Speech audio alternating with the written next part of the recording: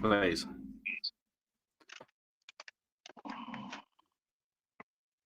And it's spinning. There we go. Good evening, window. Oh, there's Patrick. Hey, what's going on? Good evening, Patrick. Or good afternoon. Good evening, Gareth. Good evening. Good evening. Good evening, sir. Now, is that a sports cap you're wearing? Yes, this is a hockey cap from the New Jersey Devils from National Hockey League. So this is a hockey hat. Oh, I see you got a picture of Al behind you, superimposed on your moon. I like that. Mr. Al Ducard. Flying over. No doubt, man. Every time I see a bat, I'm always wondering, like, is that related to Al or what? I'll shoot him out of the sky if I see him. He'll probably be here very shortly. I'm sure it's around the time he'll appear. But Night Owl's here, Don's here. Hello, That's Don. Right. Don's here. Oh, children's book. Stealing that idea. I love when Garrett talks sporting ball stuffs. I know all about the sport. I've seen Major League. I've seen Necessary Roughness. I've seen Teen Wolf. I know all the sports. Oh yeah. Oh gosh. There's been so many great sports movies out there. No doubt about that. There's a lot. Here we go. That was Van Helsing. So yes. Yes. This is not a sports movie. This is a vampire movie and a werewolf movie and a Frankenstein monster movie. Yeah, it's all of them, isn't it? All in one. That's right. I saw this at the theater when it came out. So did I. I was a big fan of The Mummy. I knew that Stephen Sommers. Yeah, I knew Stephen Sommers had. I knew he had made this movie. He had done the first two Mummy movies. I expected it to be absolutely fun as hell, and it didn't disappoint for me. It did disappoint me. Yeah, my first watch, I didn't enjoy it at all. But last night I watched it again. Must be fifth or sixth time, and I really enjoyed it because I knew what it was doing this time as much. Yes. I'm sitting there watching people, watching this couple on Instagram, and I half of me believes that they're doing their favorite movies and the worst movies they hate of the year, and there's half of me that wants to sit there and look at them and go like, oh my God, you're just trolling us. You're trolling us, because they put this down as one of the worst movies. I don't know. I don't even know if this movie could even make it as far as the best or the worst movie, because it's a popcorn movie. I think it sort of gets popcorn movies sort of get a pass. You know what I'm saying? When I think of good movies and bad movies, I think of more heavier movies. People must have come around because it's got 6.1 on IMDb, which isn't bad. No. And eventually, as the years have gone by, more and more people, when they talk about Van Helsing, I do see people not like it. I do see people they do hate on it, but I don't understand it myself because it's a popcorn movie. It's supposed to be the way it is. Yeah. It's. I mean, if you sit there and say I like The Mummy, but I didn't like Van Helsing, I can't take you seriously because there really are one and the same. Right. If you're going to press play and we'll see where we are. All right. It's a 2-hour, 11-minute film, but it's 11 minutes of titles. So, yeah, there is a lot. The titles are impressive. But yeah, we do get the Universal logo. They wanted the original the plane flying around like from the 30s, but they couldn't get it, so they had to settle with the black and white. Well, I like how it came out starting with color, and then it segued into black and white. That was a nice homage right there. See, Don's the same. He didn't like it at first, but it's grown on him because of cable TV. Right. But yeah. So we got Frankenstein's monster. A lot of British actors in this. Yes. Yeah, I forget what his name is now. I'll think this might be a hot take, but I really do believe this. I really think that Schuler Hensley's Frankenstein monster, it really is Yes, it's really the best it interpretation is. of the He's character. very good. Anyone that's even hated this film says he's the best thing about it. Yeah, I mean, he it's an amazing. It adds a Yeah, lot of depth to this movie. yeah. I think he played Frankenstein's monster in Young Frankenstein on Broadway, the musical. Yeah, Schuler Hensley was he was actually a big Broadway star. He'd done a lot of Mm. Broadway. I Yeah, think he was in Oklahoma with Hugh Jackman, whereas that's where Stephen Summers saw Hugh Jackman and thought he'd be good for this because he'd already done Wolverine, X-Men 1, and he'd finished filming X-Men 2, apart from one day, I think, before he did this. But yeah, this came out May 7th, 2004. So it's quite, I was going to say a new right. film, but it's 19 years old now. So Yeah, it's hard to believe. yeah, we got it on May 7th as well. Everybody said hello. Hey, Professor, how are you? Hey, Philip Morgan, how are you? Kel's bit of everything. Hello, nice meeting you Professor for in the the first house. time. Yeah, I'm not.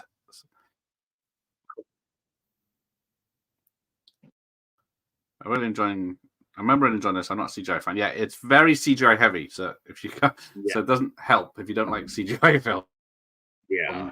If you don't like a lot of CGI, yeah, this is Hello, yeah. Kel. But you know Thanks for what joining though? But the us. CGI is good, and Professor. that's what's really important is that it holds up.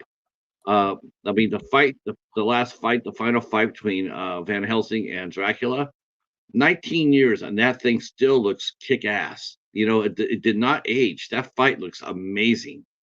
Um, yeah, Yeah, still looks oh, solid. look who's here.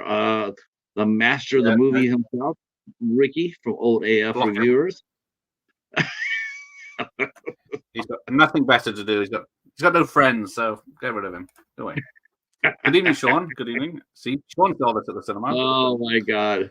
I cannot wait until Ricky's movie comes out and you and him do this watch party together and watch that movie. I That will will be a tear him blast. apart. Huh? I will tear it That will apart and his act. I don't know. I don't know if he'll tear it apart. I mean, he got to act next to Danny Thompson, so it's sort of hard to tear him apart. Sort of hard to tear him apart when he did get to act next to a hot babe. Oh yes, Professor's here for Beckinsale, aren't we all? And the bride. Yes, the four ladies in this film are all very lovely. Yes. Good evening, Master the Yeah. Ages. Thanks for joining us. Yeah. All the ladies in this movie are amazingly beautiful. Now, Because I think the lead brunette is in Wonder Woman. She's the disfigured German scientist. oh, that's right. That's right. Yes. I think that was. I didn't know that till today, but yeah, I can see it now. Oh, Yeah, she was the main. I She still was the remember when I main first saw one. them. Yeah, She she's the was main the. bride, I think. I think she was. I want to say she was Elena. Elena I think that's Anaya. right. That sounds correct. And then we got what's his name? Where's all my facts? Of course, we had David Stephen Wenham in there. Summers.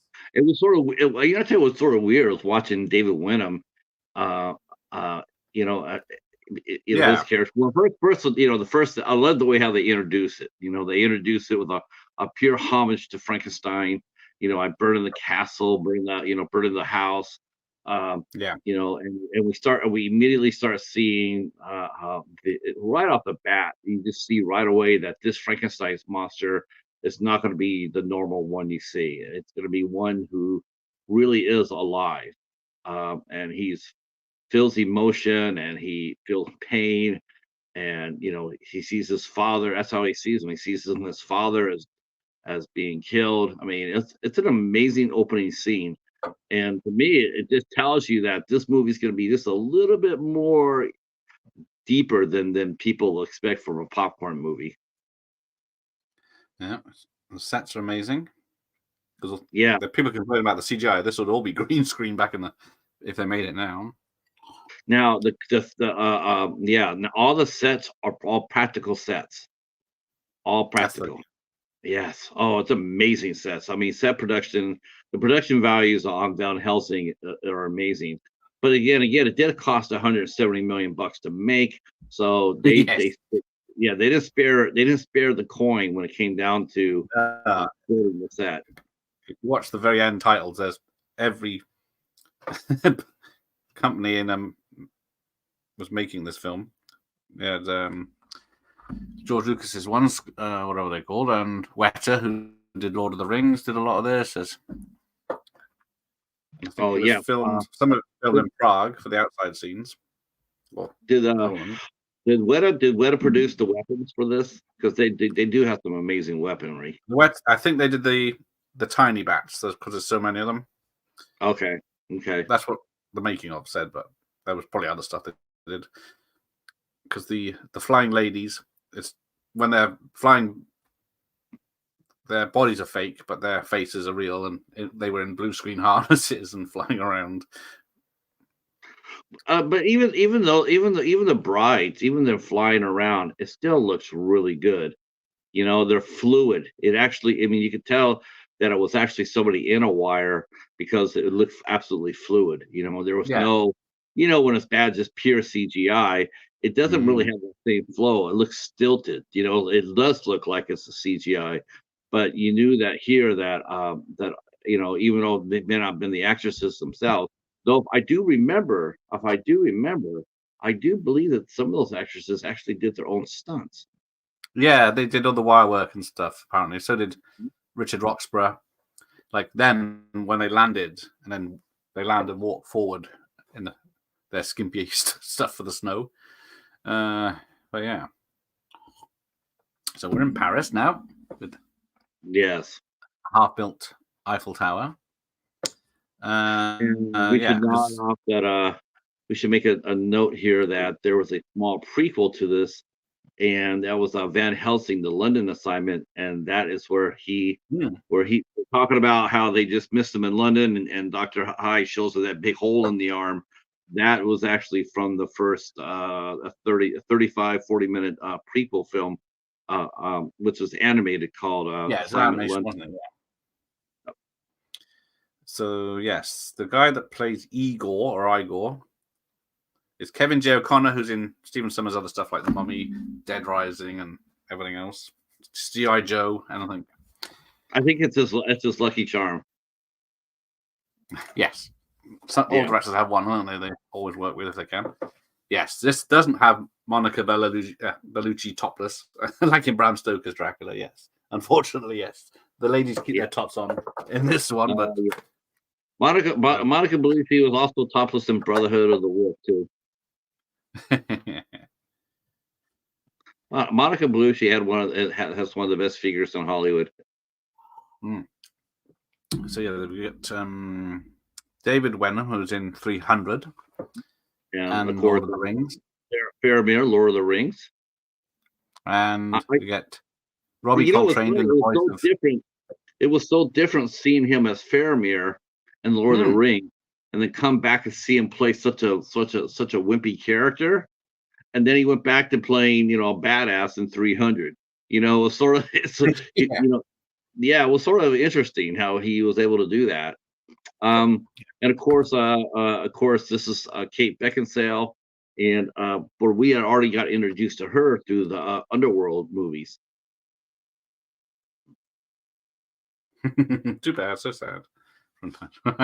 Yeah, nice. that classic one. Let's see, the hide from League of Extraordinary Gentlemen looks way cooler than this hide. Yeah, I agree. Well, yeah, this came out the year before. That came out the year before this, didn't it? Yeah, I think League of Extraordinary Gentlemen came out after this. But and then Richard Roxburgh was also in the League of Gentlemen.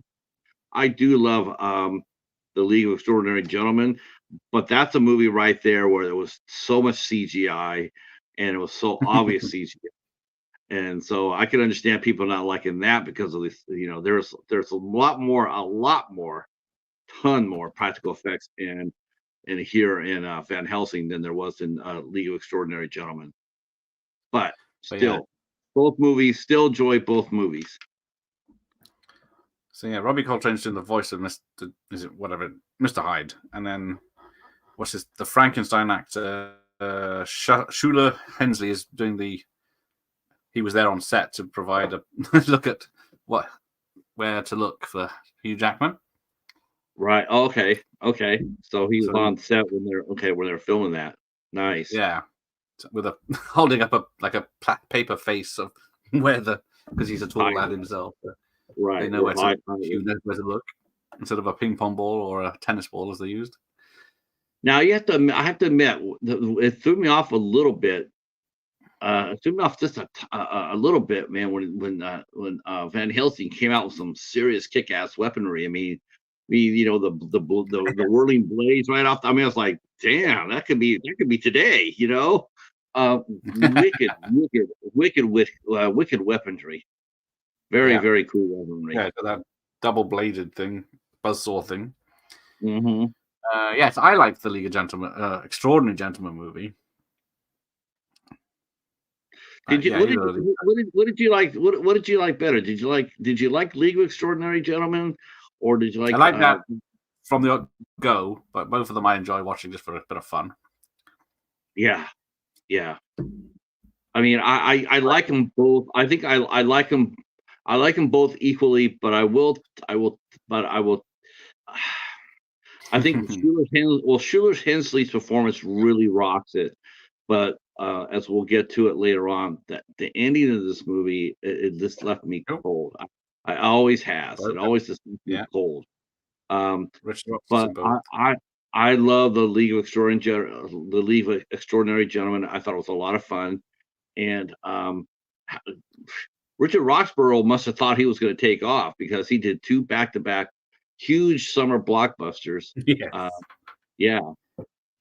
And he played, his Dracula is not a one trick pony.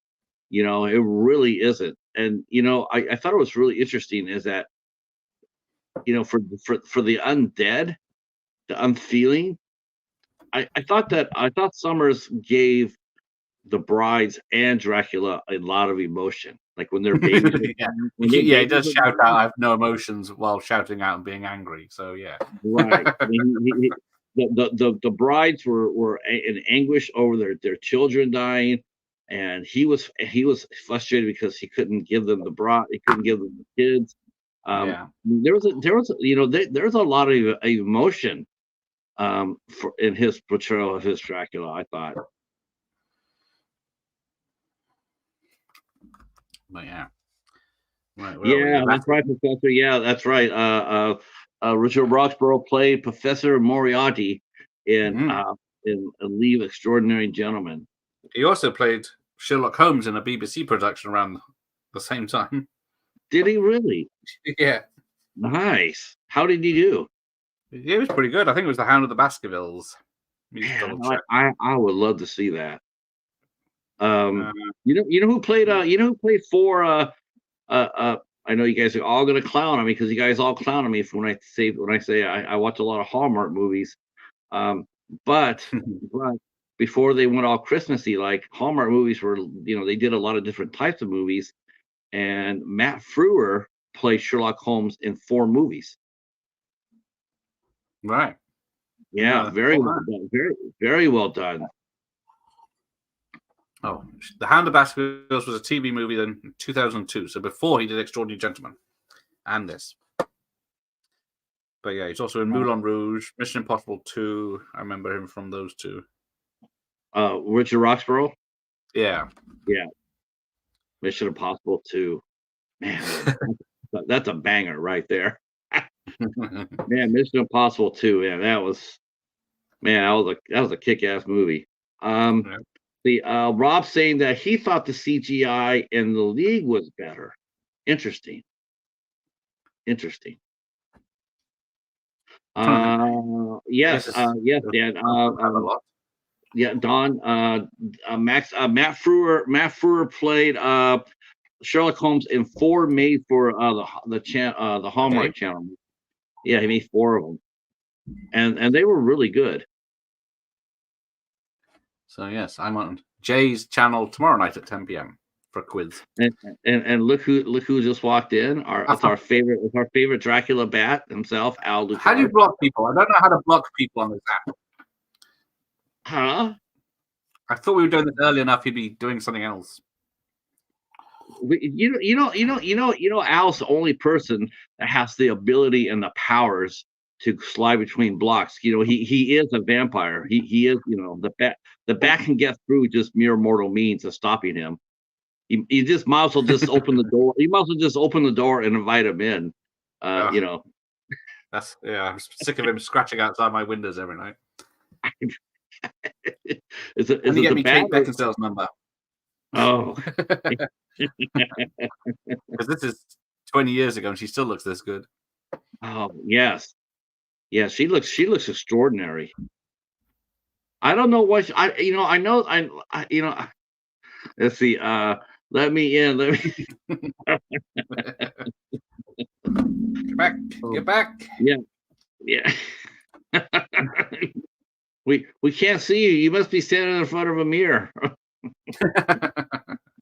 Oh, Hyde was better. And garlic and holy Um, water. I think Al eats pizzas and garlic bread, so I don't think that'll work. I don't know. He could be a hybrid too. He could be part bat. And But not be a daywalker. yeah, I don't think he's quite Blade. I'm thinking he's more like I don't know. He did escape. He did escape the basement from the Beyond. So he does have some extraordinary abilities. Yeah, if you can get out of that flooded basement, he's doing all right.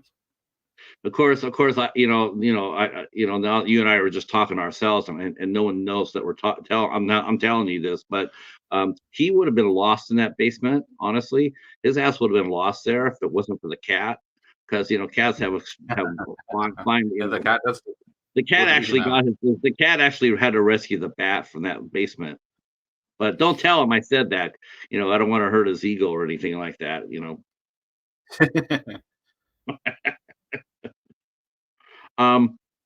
Yeah, it's funny is that you and I we're doing this, and we're doing this one today, and last week or a couple weeks ago now, a week and a half ago, we oh no, it was last Monday. Me and Danny Nightmare from the Horror Addicts, and we chopped up The Crow and Daredevil 2003, and that was a lot of fun, man. I missed doing shows like this. Good. It's a lot of fun going deep diving. Yeah, because this is the Q moment for James Bond. Because back, Yes, this is after Die Another Day, so Hugh was in the running for James Bond, according to some people. Now you notice in this scene here in the Vatican, Stephen Summers once again reaches back into the Mummy days, and Gabriel's boss is Cardinal Jeanette is actually played by Alan Armstrong, and he happened to be one of the 2 bad guys from The Mummy Returns. Yes, yes, he gets dissolved in that one, doesn't he? Mm-hmm. Yep.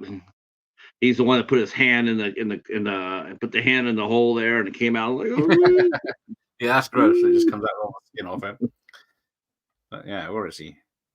Because he's a English one. I know him more from like Patriot Games, and he's in Krull, Sleepy Hollow, a lot of stuff that's filmed in the UK, but big American films. Let's see. I didn't know bats could hiss. That's interesting. I'll say hiss to the cat. I didn't know bats could hiss, but yeah, I did too. Al, I got that assignment London. It was pretty badass. I really enjoyed it. And there's another character that came out about the same time, and that was Hellboy with Ron Perlman. Yeah. And they also did 2 they did 2 sequel movies, animated, that were really, really quite good. I think it was like a Sword of Storms, uh, Storm of Swords, and there's one other animated movie had original cast members in it and did really, really well. Yeah, I got 2 DVDs of the film, and neither of them include the animation. Oh, the animation were separate. They were standalone I movies. thought they might include it because they didn't carry on with them. Like Yeah, they hoped to. it would be nice. It would be nice if they did they ever did a box set, and they include those animated movies in it. So yeah, this werewolf they catch originally is supposed to be based. Oh, there she is. More on the American Werewolf in London style of werewolf. The look they said, but that is a badass werewolf. I'm telling you. There's Will Kemp, a dashing young hero in this movie, and he's turned on to have a fine career of his own. Actually, before I really recognized him, it's funny because I saw Van Helsing, but he was a secondary player, so I sort of forgot him at the time. But he did a movie called The Midnight Man with a young actress named Brenna Kelly, and he was so good. And I was brought to my attention who Will Kemp is. He's a really fine actor, and I'm going to say something that's going to just like people are going to crack up at, but Will Kemp does a lot of Hallmark movies now. He is actually one of their big stars. I did see that. Like when I looked him up earlier, what is it? Yeah, very popular. The Princess Switch 3. Mm-hmm. The Minuteman, as you said. But yeah, there was Step Up to the Streets. But yeah, there was a lot of, there we go. Yeah, TV movies because they're under a different section. And Not So Royal TV, Not So Royal Christmas, A Merry Scottish Christmas, A Dancing Detective, Jolly Good Christmas, The Christmas Waltz, Spinning Out, Love, Romance and Chocolate, Girlfriend's Guide to Divorce, Royal Matchmaker, etc., etc. I do have a copy of A Romance and Chocolate. Thank you very much. Right,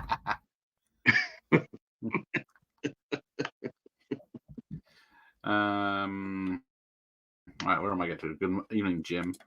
Oh, I never saw the animated Hellboys, but originally there was going to be a TV series based on this, based on Transylvania fighting monsters, and Hugh Jackman would make random appearances, and then there was going to be a sequel and everything. But of course, it only made 300 million instead of a billion. So yeah, I was thinking, I was watching that. Look at the box office, going like it cost 170 million dollars to make, but it made, but 301 million dollars, and there's like, yeah, it was considered a failure, and it's like, really, 300 million dollars? When did the movie? There was a lot of advertising back then, so that would have cost a lot. But yeah. Although it did make 65 million on DVD rentals or sales anyway, so yeah, it made a lot back then. Yeah, you know what? You're right. That is a very popular movie for a while. Well, now I have to admit I have not seen it out in a lot. It's just a small sample size, of course. I have not really seen Van Helsing a lot at the library. I've seen it there a couple of times, but not like the old days when I used to go shopping, and I see it everywhere. It was one of those movies that got mass produced big. But I don't see it as much as I used to. I think they knew it would be bigger on rental after it came out, but it's for the last 20 years it's been disappeared. But the professor mentioned Beckinsale was in Underworld, but then so they didn't ask her to be in this. They thought she'd be perfect, but then she found out about it and then asked to be in it. So I thought, I tell you what's really impressive about her performance too, is that she did the accent. Now that's really easy. It's funny because Hugh Jackman did an American accent, and he sometimes slips, but in his Aussie one. But Kate Beckinsale, her accent never slipped. It was consistent from the very first line to the last line. Never once did she crack. And I thought I thought she did a really good job. Yeah. Is she British? I can't remember. Yeah. Oh, yeah. She is. She is definitely. I was confused with the other woman that was in Friends. I think Elena. I think Elena was Spanish, and then the other Yes. two. Josie Moran was American, and I'm Oh, not sure what the other one was. Might have been Italian as far as the brides hmm. go. Richard Kate Beckinsale Roxborough. was born 2 days after I was, so she's 50. Bloody hell. Yeah, yeah, she's 50. She looks like she could pass for 25. Maybe She's she's stunning. a vampire. She could be a vampire. Well, and the professor mentions, says, anyone remember when Hallmark did fantasy and thriller movies? Yes, yes, I watched quite a few of those, Professor. I've watched a lot of them. They're fun to find if you Well, can find them. Now they're harder to find, and they don't really get played on any of the Hallmark channels because they're old and it's a different model than what they used to show. yeah, But people would be surprised I, with getting some of I those do thrillers. have I do have older Hallmark movies. Yeah. Uh, see. Yeah. That's what I was hoping for. I think that's what Ariel was hoping for was the Mummy Van Helsing crossover. That would have been badass. That would have been yeah.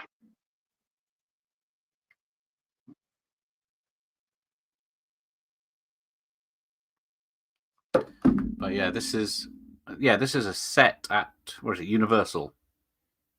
And they didn't want they And wanted to again, keep it look at that. up Look at for that the cool show. weaponry. That's the gun, the air gun that I guess almost like an air rifle Yeah. Carl gave Van Helsing. That thing had a lot of arrows in it, didn't it? I was sitting there going like, man, you got more arrows in there than a Glock has. I mean, Yeah, I'm how do not you? sure how it's powered either. It's like, man, he was just like. But you know that his problem was too. If you really look at it, he was shooting at them. He should have been shooting before them. To let them fly into the arrow. That's why he. That's why he missed all the time. He was shooting at them instead of in front of them.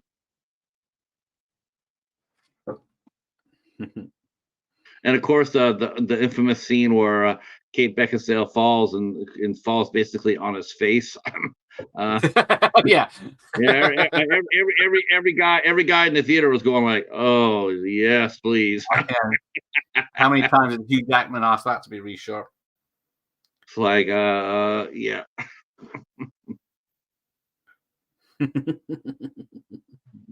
That was actually a pretty risque scene for a PG-13 movie. Like. Well, yeah, that's it. Yes, it Practically, was a thrill. she's sitting on his face right there, just like, ah, it's all right. Yeah. Carl, Oh, there she goes. Carl, Carl's a ham too. There's the brides. With their The PG. brides. Yeah, the brides. They still got boobs, but they're PG. No Yeah. nipples. Yeah, that's right. That's right. Yes, we can have Kate Beckinsale sit on our lead male actor's face practically, but we can't show nipples on our brides. Just like in Scrooged. But see what I was talking about earlier. See how they flow. I mean, you can definitely tell they're on wires. It's not CGI. It's practical effects right there. Yeah. Yeah, she is getting thrown around everywhere and it's not getting hurt. She lands like a cat. See, you're thinking the same line I did. That's my whole point about this too, about Kate Beckinsale. I mean, she does everything in this movie. She holds her own with Hugh Jackman on every single stunt or fight or anything, and then that end is so stupid. I just want to sit there and say, were you trying to catch a plane? Yeah. Because how did you do that ending so stupidly? It's like I just it's one of the worst endings of any movie that I like. It's like I don't mind that he kills her as a werewolf, but then yeah, when she comes back in the clouds. Well, it's like, how did he kill her? What did he do? Yeah, it doesn't show. He runs at her. There's not a mark on her. She's just laying there beautiful. It's like, did he? He just fell on her. He didn't. He didn't even try to. It's just like, wow. It just kills me. Yeah. Yeah. Um, Hugh Jackman does have hair extensions on him. Spoil. yes. Richard Roxborough also hair extension. Yeah, I guess. Yeah, and every Do, time the brides do you turn think? back to human. Do you think that Richard Roxborough? He was flying that Eurotrash ponytail. Do you think he was the first one to fly it? Yeah, I guess. I thought, yeah, I didn't know. It's a good point. Uh, Holy uh, water. I don't know. I don't know Yeah, how did you pick this movie for us to watch, Gareth? it's People because are. it's snowy. This it's set in winter. There's snow everywhere. Oh, okay, that works for me. Professor says she already had internal bleedings from the previous fight. Oh my gosh, she would have been dead. Obviously. If that was the case, she would have been dead in the first scene where she fell down that tree. Yeah, exactly. She bounced off. She didn't miss a single branch.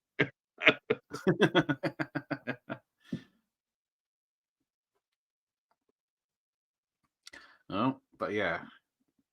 And here's the other thing too. I'm sitting here watching this and going like, okay, I have a question. If he says holy water, and he goes holy water. He looks at the church and he's like, okay. And my thing, I was thinking of like, well, if that was so easy, then why isn't every single citizen over there running over there and dipping their blades in the water to fight these people? Well, it's like yeah. it's only holy water from Van Helsing. It's like. Well, I think it's because the the people don't mind the vampires because they only come for one or two people every so often. But then that's why they're not fighting back because they don't mind. But they know if there'll be retribution if they do anything, which there is. So yeah, there she is. The first bride is down. She only has 2 scenes, and this is a pretty bad effect though, where she dissolves. Yeah. I mean, but it gives you a good idea what happens to her. It's like, okay, Pins her up there, and then the sun comes out, and and then massive jaws. The only part I remember about this opening sequence, Franz is not a fan. They did a decent job of recreating the old. Yeah, it does turn to CGI. A lot of CGI as we're seeing here, but yeah, he went very big on this film. Considering when did Blade 2 come out, where people turned to skeletons and dust? Came out before this. Well, that happened. That happened. Yeah, Blade on Blade 2, or the first Blade. The first Blade, they did the same thing. They killed.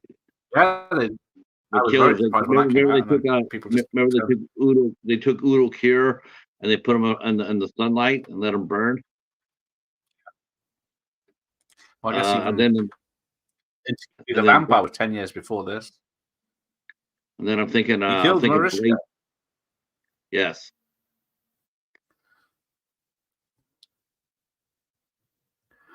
Yeah, what happened?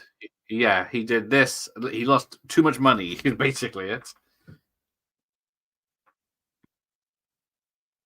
Well, you know what though? Now you told me about the $65 million that he made in the rentals and units bought.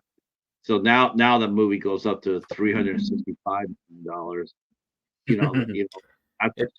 It made a profit eventually, just not. I'm sure it did. When they wanted plus, plus there was a massive hit on cable. I mean, it was shown on cable air all the time. Gee willikers, on TNT and TBS here in the United States, we saw it all the time. Because he did he did 2 Disney films before he did Deep Rising, Jungle Book and Adventures of Huck Finn. He did Deep Rising, The Mummy, Mummy Returns, this, then G.I. Joe, and then Odd Thomas. That's it. Yeah, he did Odd Thomas. Yeah, Odd Thomas was his last movie that he did. Yeah, 10 years ago. It says he's got one coming up. He produced. He's executive produced. He did on the Scorpion King movies, Yep. and he produced he produced Mummy, Tomb of the Dragon Empire, and then the Scorpion 2, the Scorpion King 2, Rise of a Warrior. Man, those Scorpion King movies after the first one were just Yeah, I but think I've only seen. except for the last one, Book of Souls. That Yeah. was the sequel. That was a really good movie. That was I- way. Yeah, I'm looking now. I think I didn't. Yeah, I've only seen the first one by the look of it. I really, really liked the Scorpion King Book of Souls. I thought that was really, really good because most of the time those sequel movies get less money. They still make them, but they make them for less. It's like, okay, we're gonna make a straight to video movie, straight to video. It's gonna cost 20 million. Hey, it's a hit. All right, let's do another one. But this time this time our budget is gonna be $15 million. Yeah. Crazy. I Oh, there's the werewolf. Yeah, I'm not so I wouldn't Franz, I wouldn't disagree with you on that. I mean, I would have thought that he would have been involved with the relaunch of the Universal, the Dark Universe. You think that he would have played a small part in that, considering that his Mummy movies all did pretty well. Yeah, I'd like you to put that to the test, Professor, if you could. And it's not like Universal hated on him or anything, because, like I said, he did produce and executive produce the Scorpion King movies, and that's their property, and so they trusted him with that, and those obviously did pretty well because they kept making them. Yeah. So yeah, this was going to be a huge franchise for them because Dracula was going to come back, of course, in the sequel. And the TV show, there was going to be more animated shows. There was going to, like I say, there was a theme park ride. There was computer games and everything. They thought this would be the biggest thing ever. Yeah, and then they tried to relaunch the same thing with the Dark Universe just a few years after that with Tom Cruise. I mean, let's put it this way: we had Dracula Untold between, didn't we? This movie was far flipping better than his Mummy. I mean, that stole everything from like Life Force and was it Life Force it stole from? American Werewolf in London it stole from. It wasn't its own thing. No. I don't really like Hugh Jackman, but I enjoyed this film. There you go. Let's see, Kels. I really don't like Hugh Jackman, but enjoys his film. Where are we? Let's see. I think he got me. He probably did. Look at all the weaponry that Anna puts on her. I mean, she's like a one man battalion with all those weapons. Yeah, she has a sword, but she never uses it on a monster. No, she has a sword. She has a gun. She's got a ton of weaponry. Don't shrink me, Gypsy. Do you think this adventure happened in just like 1 day or 2 days? Because she never changed her clothes either. They said she didn't change her clothes until she was kidnapped, and then when they and then I'm trying to think, because when did we first meet her at the village, don't we? So yeah, because I think it's supposed to be a month between the Vatican and going to Transylvania. So right. I mean, and that's one thing I noticed too. It's like, man, they did not give her very much of a wardrobe. That might be on purpose. Well, then she does dress up for the masquerade ball later. She does, and I'm like, well, okay. I'm looking. Wow, Richard Roxburgh. He gets it looks like he gets to have fun on one scene. I'm like, yeah, I wonder if that was his hands or was that was Stephen Summers' hand. That didn't look CGI to me. That looked like yeah. She's got a thin waist there because she said she hated wearing the corset. Oh, I'm sure. Oh God, what woman would? It looks fucking tight. And then she wanted to burn it by the ending.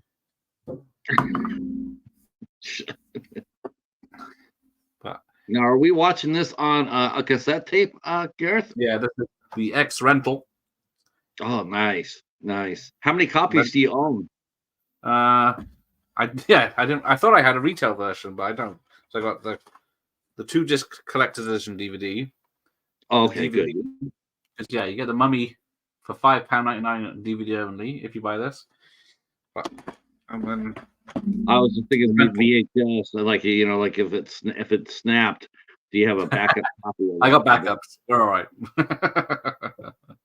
I So was yeah. actually talking about you to my library group last week, because Oh. we're talking about VHS tapes, and I was telling them about you and your collection.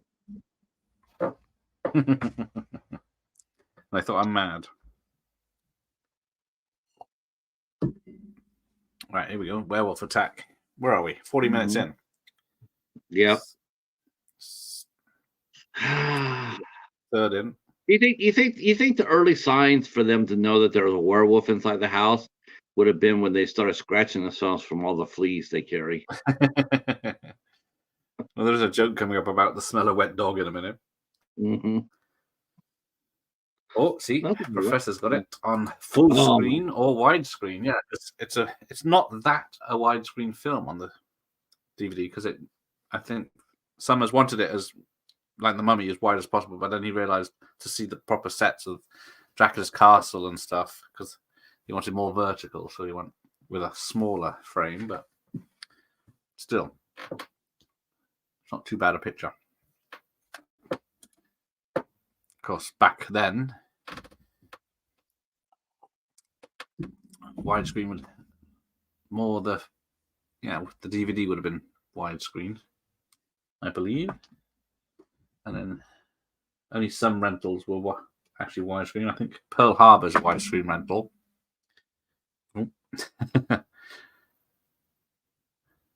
So why doesn't the dog attack her? Does it know her? Yeah, her brother. Yeah. You think it knows? Yeah. I mean, he knew to come home. Oh yeah, that's their home, isn't it? Yeah, and it's one of those Yeah, situations where the moon is covered. He turns back, right. but then he has his clothes on. He tries to tell her what's going on, but unfortunately, to me, I would agree if what he should have done was just grabbed her and ran into a dark room or closet or something like that. Yeah, So yeah, that works, doesn't it? get out of the light of the moon. It's like hell. Just Oh, yeah, run away, love.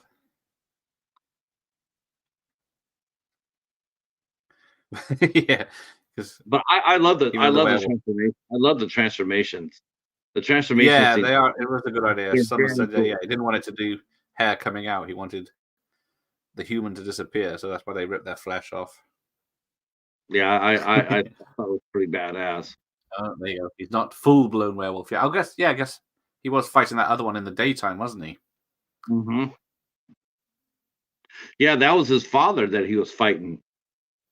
That was the day that he didn't know that, but the one they're trying to capture in the cage, that was his father who had gone missing. Yep. I think he keeps the shorts on.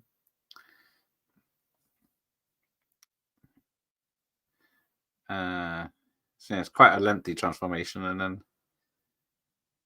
But yeah, I used to be a werewolf, but I'm all right now. You can have that one for free.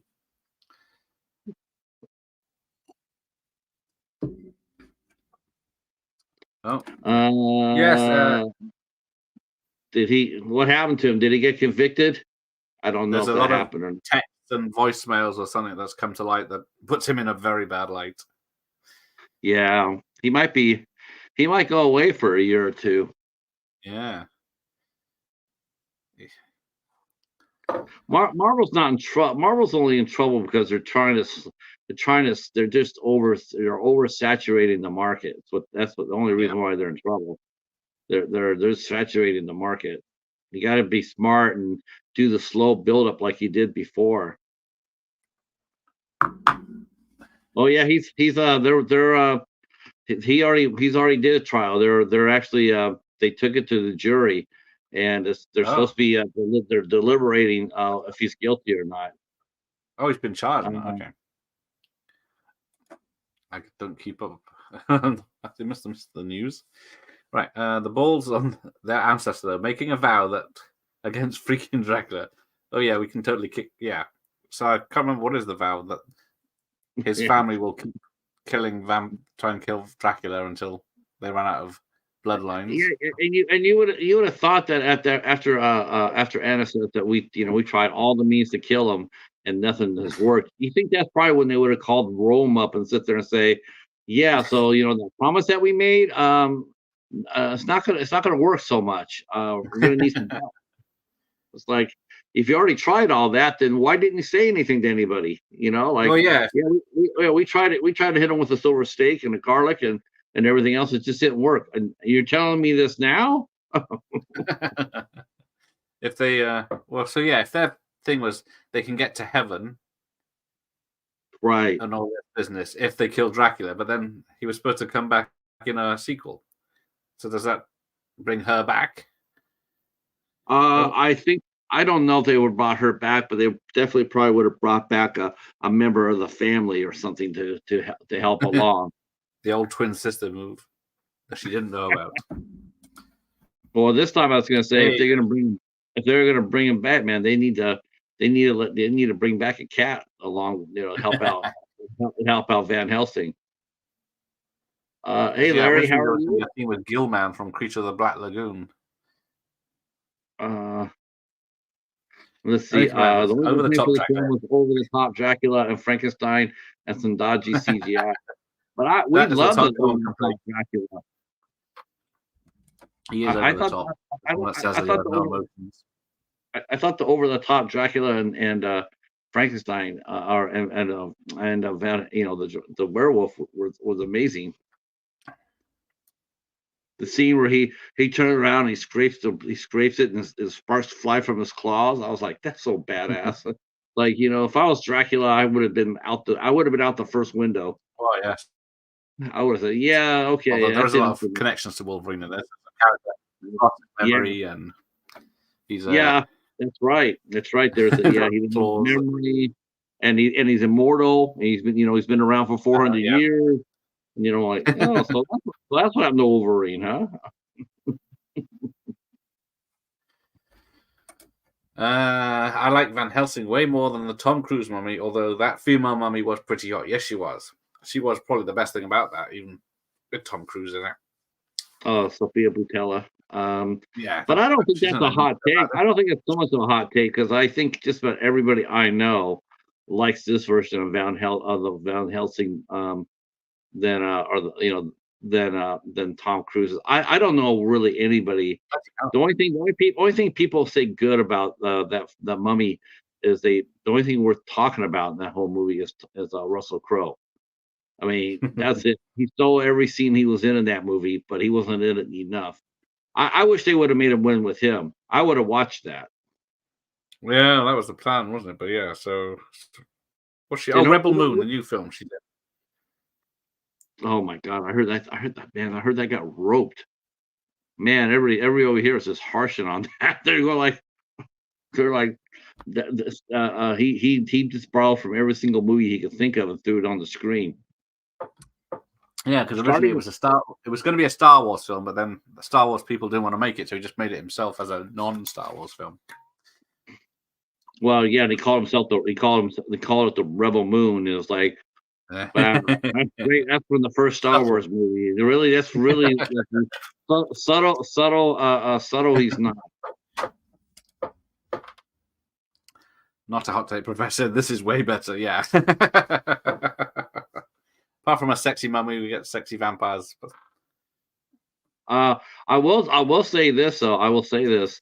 I definitely take as cute as Sophia Boutella was, I still take all four of the ladies in this movie over her. Yeah. I take everything. Yeah. I take all four women in the Van Helsing over the girl who played in the Mummy. Born in '82, so she's 41 now. Which one, Josie or Sophia, sorry. Sophia. Oh, Sophia 41. Yeah. And where are we? I think Kate Beckinsale is the one that made the deal with the devil. She definitely did in this.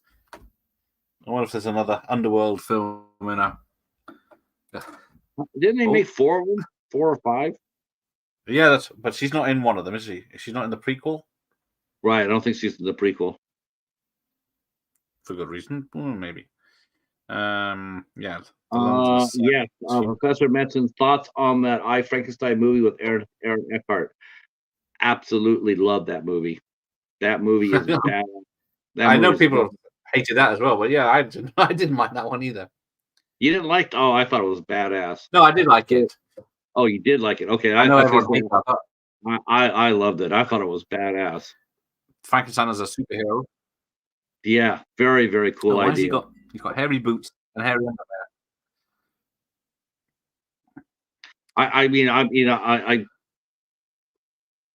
I liked his performance very much as Frankenstein. I would have to go back and watch a couple other movies. Still, he's really good at it, but I still like Shuler Hensley's performance as Frankenstein's monster. But I thought Aaron Eckhart did a very, very credible job as well. Yeah. What about De Niro in Kenneth Branagh's? No, I think they tried too hard on that. I mean, I don't know. It's very over the top. I saw it in the cinema.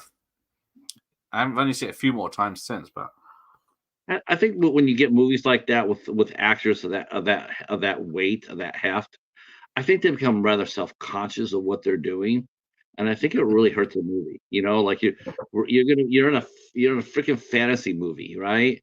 And here you got all these serious actors doing all these serious roles, all these gangster roles or drama roles, and then you're asking them to do a horror film or fantasy film. And I really think that they hold back because they're so self-conscious about it. Like, and some of the dialogue they have to say is like you can see them fighting themselves and saying it. It's like, I know we're trying to do a faithful adaptation or as much as he could, but right. I think it always hampers. It always hampers it when you have established actors doing it. But when you have someone who's not established, like Hugh Jackman, I mean, he was just getting known to us here. Yeah. And Kate Beckinsale had already did the Underworld, so we knew who they were, and they had fun. They looked like they had a lot of fun doing the movie, and it really showed. Yeah. But yeah, Dracula Untold. That was going to be another Universal monster movie kickoff, but yeah, it didn't do well. Yeah, they were going to tie that into the Dark Universe. Yeah, I think they got Dracula's skull in a jar in. And Russell Crowe's office. Yeah. But that wasn't a bad film either. Now, what are these babies in these sacks? Baby vampire. Yeah, baby. Where did they come from? Did they grow them? Did they come out of someone? Well, let's ask our resident bat expert, Al Lucard. Al, how are these things being created, Al? Was this the same way that Al Lucard was born? I mean, was there any semblance of this in your own life?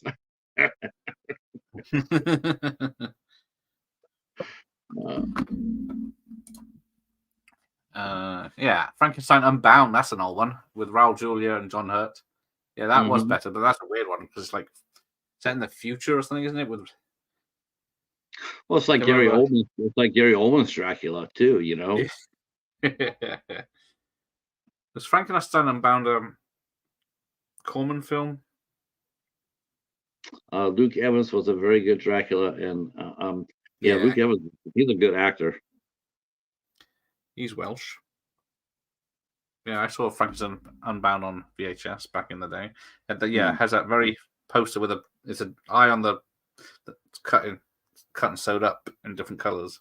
What Uh, year did they quit? What year did they stop? They start selling VHS tapes. Gareth.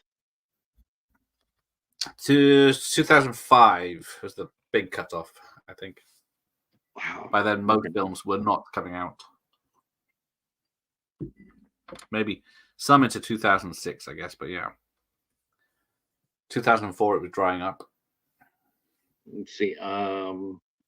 Well, when a mommy vampire and a daddy vampire love each other very much, yeah, they call the beast work, and he brings a yeah something.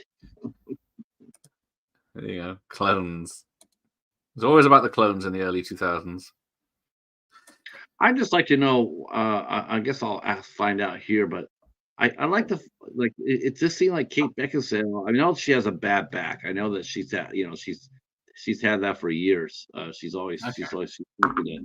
But I've just wondered why, overall though, like she doesn't do very much. She just her workload has really just thinned out. Yeah, Uh, I you think. she does TV shows, but she doesn't do, she does TV stuff, but she really hasn't done anything like heavy action or adventures or anything else like that in a long time. I Yeah, I guess understand she. because of that, but I still like to see her on the big screen, doing something. So yeah. So what's she done? Fool's Paradise, Prisoner's Daughter, Guilty Party TV show. Oh, she had that one action film, didn't she? Jolt in 2021, where she had that restraint on her that gave her electric shocks or something. Yeah. If she gets homicidal, it gives her electric shocks. And then, of course, she needs it off to fight in the big fight at the end. That wasn't too bad. I was wrong about Richard Roxburgh. He is not English. He is actually No, it's Australian. Australian. Yeah, Australian. So So, yeah, uh, he's. I'm looking over some of his credits. Oh, He yeah. did Sanctum. Oh, man, Sanctum, man, whew, that was a rough one. That was Which one? rough. Sanctum, the diving movie. Oh, yes, I remember that now. Is he the dad or something in it? Yeah, that was with Ian. I think it was they're in a, I guess they're a dive team and underwater dive team, and they're trying to get out of it. Oh, It yeah, was then they all get left behind, don't they? right. Man, that was So, yeah, yeah. Underworld, the Man, last Underworld series was underwater. 2009, and then, oh no, 2012. And then Total Recall was the same year. He did a lot of it looks like he did, he did a lot of some other movies as well with the Australian water. soaps.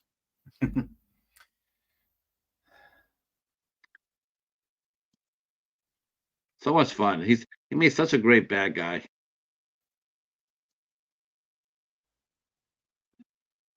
Let's see. Uh was the Total Recall remake before or after that last Underworld flick? It was the same year, Um 2012. yeah. God, has it been that long since the Total Recall Yes, remake? I know. It's Yeah. crazy, Where did isn't it it? wow. To me that just seemed like it just came out.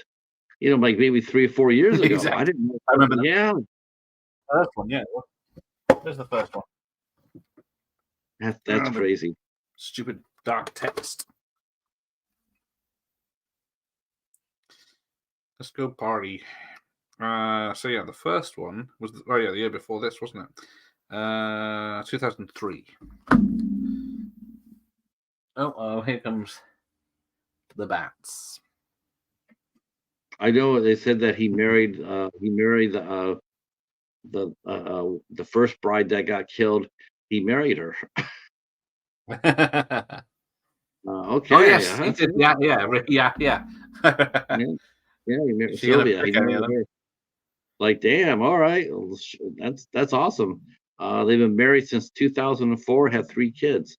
Oh, congratulations. Yeah, didn't That's cool. Beckinsale marry Michael Sheen? Did she marry Michael Sheen? Was it her? I'm trying to think now. Oh, Uh, really? So yeah, she was with Len Wiseman, who did Die Hard 4. Or am I Right, thinking of right. someone else? Or is it the other one? This is where it gets difficult. How many spouse, relatives, parents? Doesn't say. I Oh yeah, mean, of course she's she was with Pearl yeah. Harbor. I mean, her dating life has become more infamous than her acting. To tell you the truth. Yeah. Oh yeah. Mother with ex-boyfriend Michael Sheen. They dated from 1995 to 2003, so they never married, but they were Yeah, 8 years together. yeah, with one child. Yeah, but yeah, her I want to say, it says like she's English, but she seems to be like her base of operations seem to be oh, I like that spouse. It says partner Michael Sheen 1995 to 2003, but she didn't get divorced from Wiseman until 2019. Yeah. So yeah, unfortunately, fellas, she had a body double for her nude scene in Haunted, 1995. Oh, yeah. She's just it's crazy how pretty she is at 50. She's really beautiful.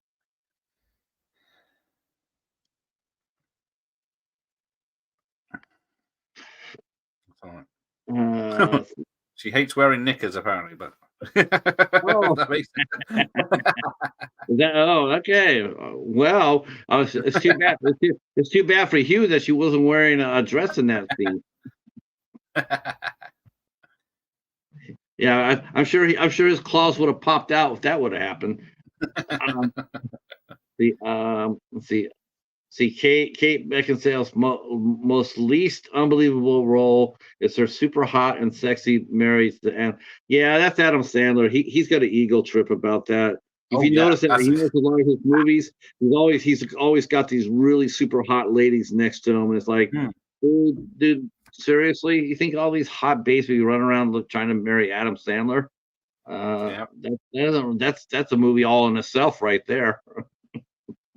I mean, Yeah, who well, was he with? Winona He Ryder. was Jennifer Aniston, Brooklyn Oh yeah. Decker, of course, Selma Hayek in the grown up movies. It's just like, dude, Least unbelievable role is her super hot and sexy. Yes. Larry says that I saw her at a con Oh, I watched back in Night. 2000. Yeah, that's good. Saw her, but Wow. yeah, I guess that's Sigourney Weaver. That's it. Who else is there? Hugo Weaving. Hugo Weaving, yeah. Drew Barrymore, to meet Drew Barrymore. Oh, Hmm. oh, okay. So it wasn't Weaver; it was Drew Barrymore. I Oh no, didn't Drew Barrymore I was didn't another know. 51st Dates, and he did 3 with Oh her, yeah, didn't he? that's right. Yeah, she was Wedding really cute, Singer. and yeah, he did two. He did two with her, right? And who's the About one 3. that There's one in Africa. and he did one with Jennifer Aniston too about the people trying to go on vacation and they always get caught up into it, into a mystery. Yeah, there's 2 murder mystery ones, Mystery isn't movie. there? Yeah, yeah. But Well, yes. he's always getting himself cast next to these unbelievably hot babes. Like, okay, I guess. But then in real life, what's the name of that SNL comedian that gets to date all these hot women like Kate Beckinsale?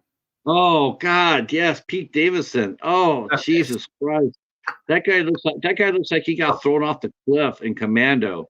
Like like there's Daniel Patrick Henry. There's the first guy Sully. Remember I told you I was going to kill you last. That's right. I lied and he dropped him. Well, after he goes down the cliff and they go down there, it's Pete Davidson. Oh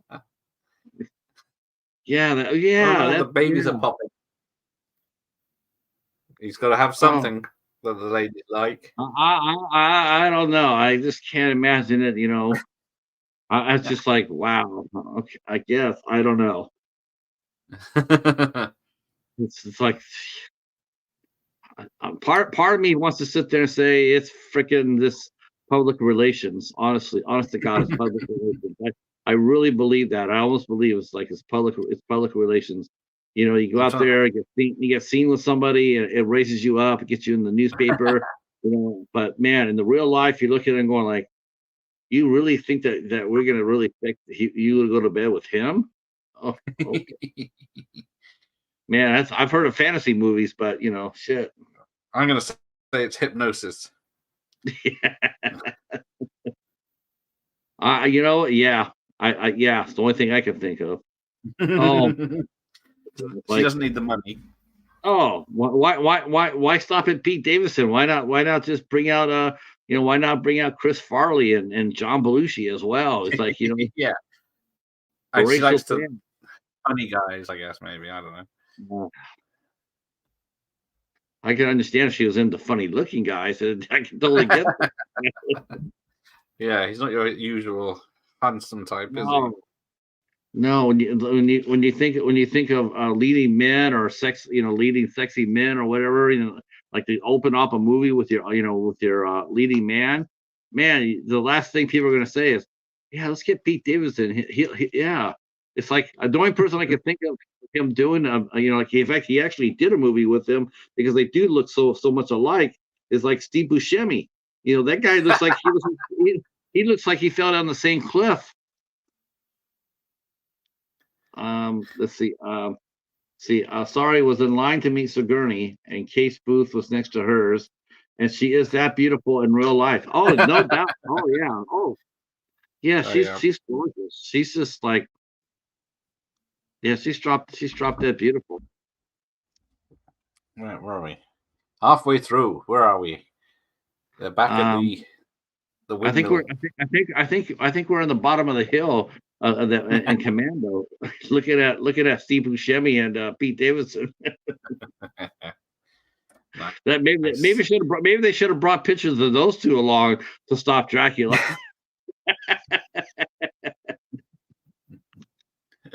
Oh, show that to them. Show that this is what your kids are gonna look like. Show the picture of those two Yeah, maybe and that's watch why they brought. Dracula just sit there. Really, that's it? Fuck, I'm biting my own. I'm biting myself to death.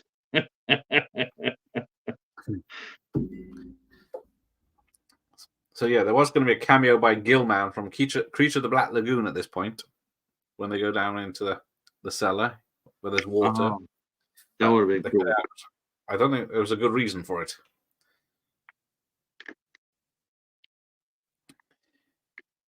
Because I guess there would have been Invisible Man as well at some point, or in the sequel. Right. Because who Well, if else they is would the have brought back Universal the Gill man, they would have brought back the creature from the Black Lagoon at that scene. That Yeah. would have established him as being immortal as well. We still don't even know. We still don't even know. I would have loved to seen the story that he had for Gabriel. Like, why is he so Yeah. long lived? That would have been really, Is this really cool. I think it's hinted at he's the Angel Gabriel, isn't it? Yeah, the name. But The that's about name. it. That makes sense. Yeah, Stephen Summers didn't want to use that Bram because he didn't like the name, even though it's what everyone knew it as. Abraham And he did, Van Helsing. and he did have even beforehand, even before he got turned into a werewolf. If you go back, especially with the fight against Hyde, he does seem to have superhuman abilities. Like that fight against Hyde, it wasn't luck. He was very skilled, and even when he was falling, even when he threw him off the building, and he was able to shoot the grappling hook through him. Dude, that's quite a shot. Nobody quite human's gonna be able to make that shot. So I think they draw some hints along the line Yeah. that he was more than meets the eye.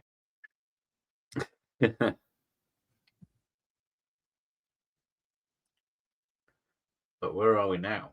So yeah, See, Frankenstein's monster's been living under the windmill. under the castle, he can't Yes, get out. Yeah, so. it makes sense that he has to stay underneath there. because it's not like like, well, why didn't he just run? I don't think he could. I think he was trapped. Does Frankenstein need to eat? Well, I think that's a good question. Don't see many Michael Myers dogs or something. That's a really good question. But he couldn't leave because he would be spotted. Just like before. Yeah, And the so, and villagers wouldn't let him die. yeah, and he's not fast enough to get away from Dracula by any stretch. So I think he lived underneath the ground there, and I think that pool of water that was probably like like Van Helsing mentioned. He says it's carnivorous, so he was probably Feel like eating how his basically head pops open. right. It would have been interesting to show. It would have been interesting if they would have brought the creature from the Black Lagoon, if he would have been sharing that spot with Frankenstein's monster. Like maybe him going out there Yeah. to, and them, helping each other, supporting each other.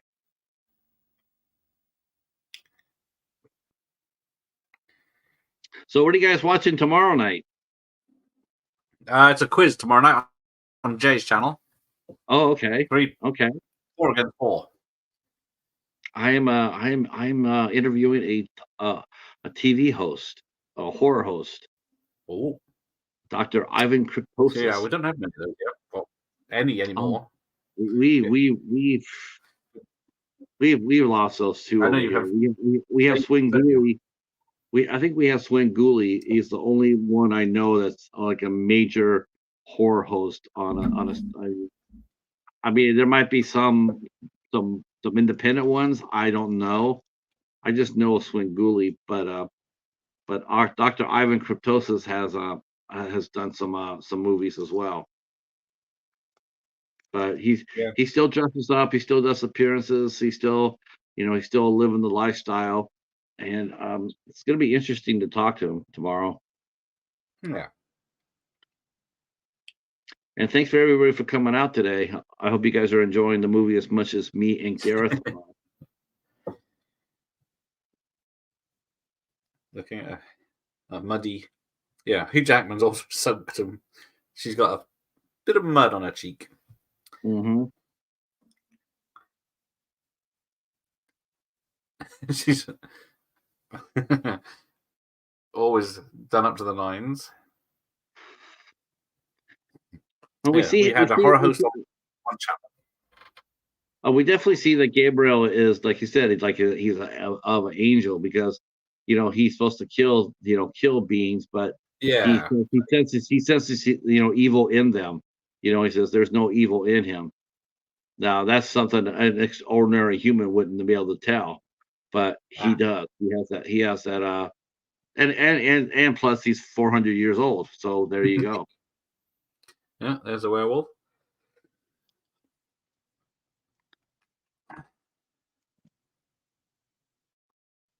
So yeah, this is. Have you ever been to Europe? No. My wife did, though. My wife loved it. She went to the UK and Wales and Scotland. She went to Ireland. She went to France. She loved France.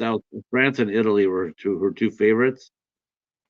Yeah, we've got our history but over here, so it's good for making yeah, films in the old days. Like a lot of this is Romania or Prague and Poland for the old we buildings had and a old woods. we had a list of places we wanted to go together, and the first place was the Louvre. Philip says one of the favorite parts of Van Helsing is the masquerade ball. The masquerade ball is Yeah, tight. it's a big set. Yeah, this scene here where they're chasing the horses, it's clever too. I really like that as well.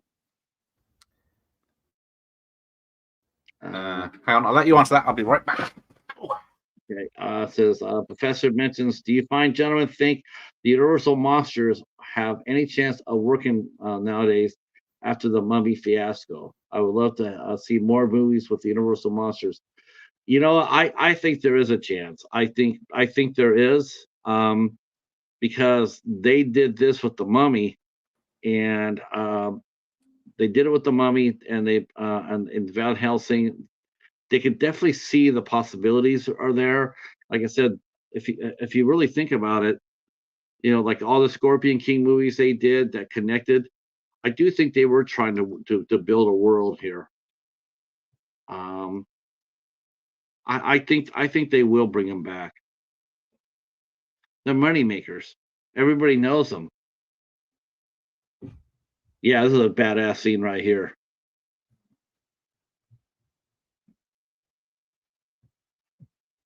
And they're taking they're trying to get the Frankenstein's monster to Rome to get underneath the protection. And that just emphasizes why he couldn't have left that hole where he was at, because I mean, even with look at all the advantages he has right here.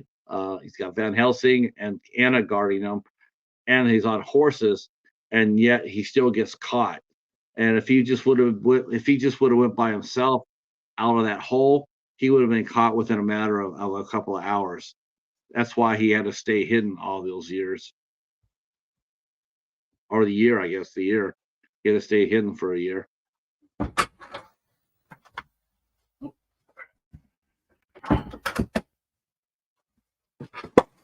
All right, back in the castle. Now the brides are trying to save the monster, Frankenstein's monster. So they're going to go ahead and try to catch the buggy that went off the cliff. Yeah, and it's full of stakes and explosives. Yeah, they mentioned that with James. They mentioned that they wanted Van Helsing to be a bit of a James Bond type character. Hence, they had they had Carl there with all the different cool weaponry and what have you, all the gadgets and stuff. It does remind you very much of James Bond for sure. Yeah. Yeah, serious monster universe. I know they did the Invisible Man. That was that was more science fiction though. Yeah. That was the guy had a suit. Invisible Man originally was science that made him invisible, wasn't it? But this is more modern science, isn't it? Not chemicals. The one they did with Elizabeth Moss. He was only invisible. He was only visible because he had a suit on. He wasn't. He didn't get caught up in an accident or anything else. He really wasn't invisible until he put on the suit. Yeah, that makes a big difference, doesn't it? Yeah, I don't really look at that. Don't look at that movie as being any part of the Universal. It's just a name. Yeah. Something out. There was going to be another film based on. I can't remember what it was now. Because that one did quite well. Yeah, the one with Elizabeth Moss. I think it did all right. I think it for what it was. I think it did okay. She wants the shape of one mortar with all monsters.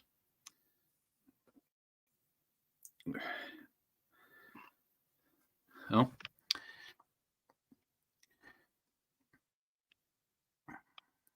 Yeah, bit of. Oh, I'm way behind now. The Invisible Man from 2020. That was done by Lee Wannell from the Saw. That's him. Thank you. Yeah, the restaurant stream was good. Yeah, it made crazy money. Lee Wannell, man, him and James Wan, man, those two guys, they got their fingers on. They just know. Yeah, they can make you a nice low budget horror film that'll be successful. $7 million, and it made 145. Give them more things to do. That is absolutely crazy.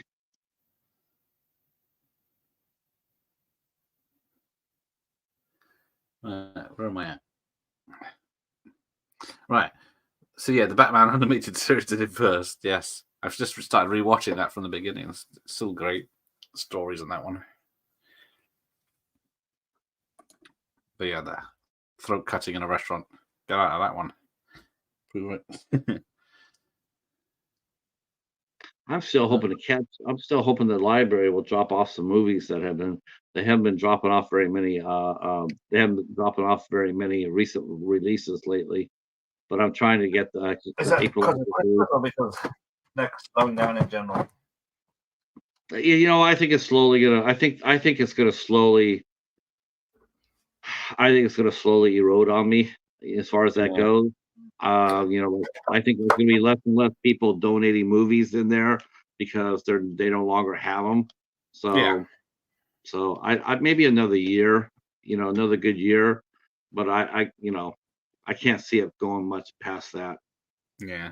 My charity shop used to have 2 big racks of DVDs or Blu-rays, and I don't know if they've just been holding off because it's Christmas, but they haven't replenished, and it's just down to like half a shelf now. Mm. I'm hoping in January to see some more because they were doing. Hey, Gregor, thanks for joining us. They were doing. It's 5 films for £2, which is not a lot. Oh my gosh, you And get then 5 that movies. includes box sets count as 1. So. Yeah, and if it's like a 6-film box set, that counts as 1. That's the one thing that's the one So thing that has picked up for me as far as the donations go for the library, and that is the box sets, the season sets. I have never seen as many of those hitting as I am now. I'm seeing Yeah. all of them. Oh yeah. I guess people think I don't need to keep these; I can stream it. Yeah, I went over. I peeked over at Tubi. Man, those guys are getting everything now. I mean, they're getting everything. Classic movies, classic TV series. I mean, they're getting it all, and it's really cool. But at the same time, all it does is sit there and say, "Yeah, I'd like to get those. I'd like to get that series. I want to Yeah. collect that series. But yeah, it's interesting. Are they making her lean forward on purpose so you see her chest? Yeah, she's kind of quite a figure for Kate Beckinsale. She definitely has quite a figure. Yes. Yeah. There they are. There they are. She's not wearing much in any of these scenes, like in the snowy wintry village or in this Oh my cold. gosh! Yeah. There's the Probably bride, quite cold. the last bride. I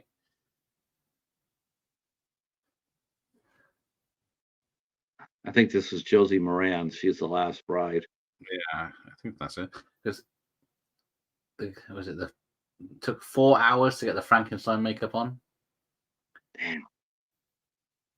Or the suit. I think it was zippable at the back, so you'd get in it quite easy, and then had to do the details on the head and face.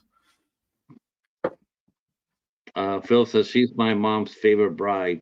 Yeah, she's gorgeous. Josie Moran. Yeah. I think she's mine. What are they up to now? See, a professor mentions plus owning the series on DVD or Blue, you get the extra features like bloopers, outtakes, interviews, and features of some episodes. Yeah, which is why I do it. That's the reason why. It's just funny though. It's like like some of the old series I used to see all the time. It's funny. It's like when you don't really look for them per se. And you see them all the time. But then when you want to see them, then they disappear. Yeah, if you miss out. Well, I'm hoping that like I just hope people just continue to donate. Just to hopefully that'll just keep happening. It'll be interesting.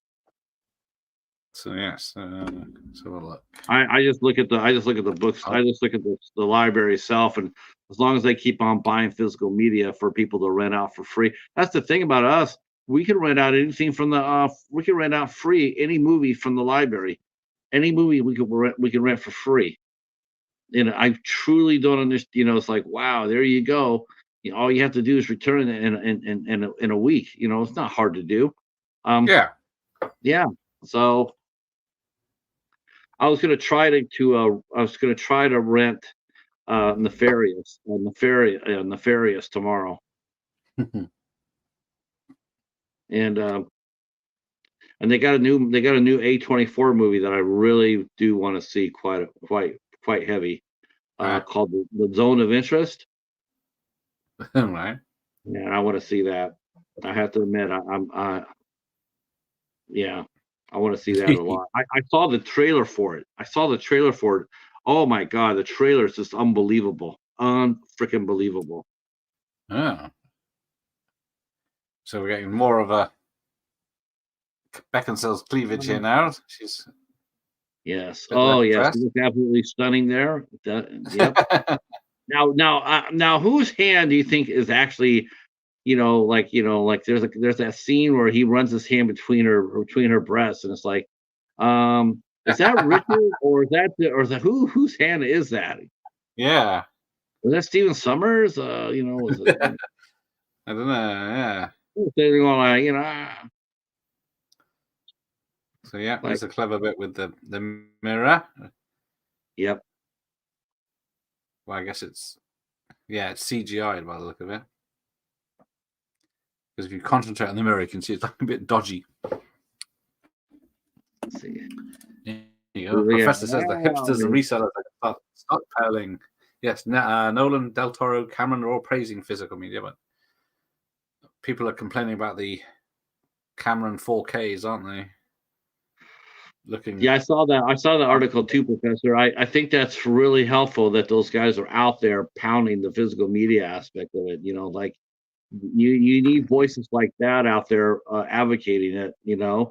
Yeah. Oh, yep, there it is. There's the hands. Yeah, it just looked like Roxburgh for the first half, definitely. Yeah, it's like whose hand was that? Like just it's like stunt hand. Oh, sorry, yeah, there's nothing wrong with it, but No. Well, it's like a Titanic. The scene where Leonardo is painting Kate Winslet, and the scene actually, the person who was actually seeing and drawing was none other than James Cameron. That was James Cameron doing it. Yeah, that was not Leonardo in the room with her. That was James Cameron. Yeah, I guess Kate is 31 here. Mm-hmm. Or 30, 31.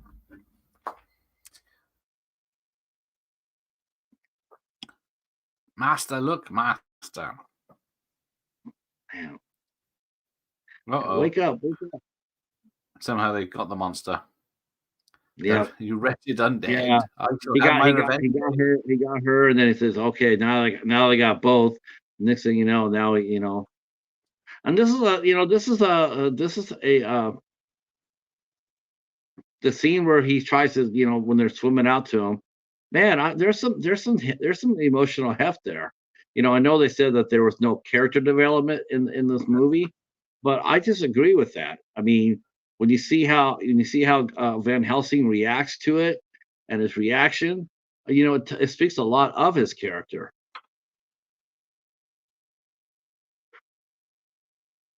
And yeah, where did all these vampires come from?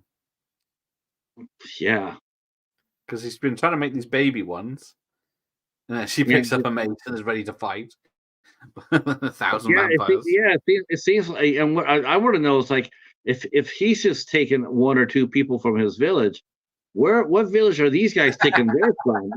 Like why does he need to build another army if he's already got hundreds? Yeah, and then he's got them all with his special weapon. Helsing. He blows up Hogwarts. Twist, it's actually Kate's third hand. There's I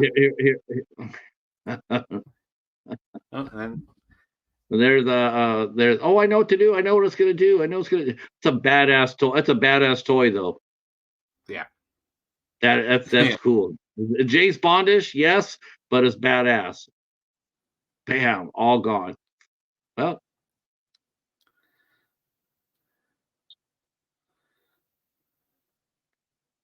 man, I like to know one thing too. Is that water that they're in? Is that water really, really warm, or is that cold as hell? Yeah, I did think this when I watched it the other day. They're spending a lot of time in this water, and they're never normally warming it itself up.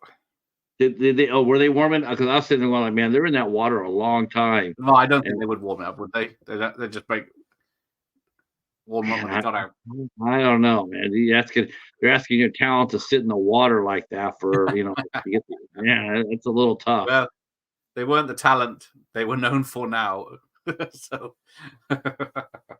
Yeah, I don't They think suffered for their art. I don't think either one of them would do that scene today. All three of them, I don't think they would do that scene today. Okay, we Oh, want you to get in the how's water. We're gonna Jackman film you. Like, we're gonna film you from 6 different angles. Oh, the hell you are! now? Just CGI the water and let me stand here in clothes. I guess they turned humans into vampires, but he wanted pure blood vampires in his baby ball sacks. Well, yes, because I guess the babies that start off as vampires, I guess, and the others are villagers. I guess Professor is correct.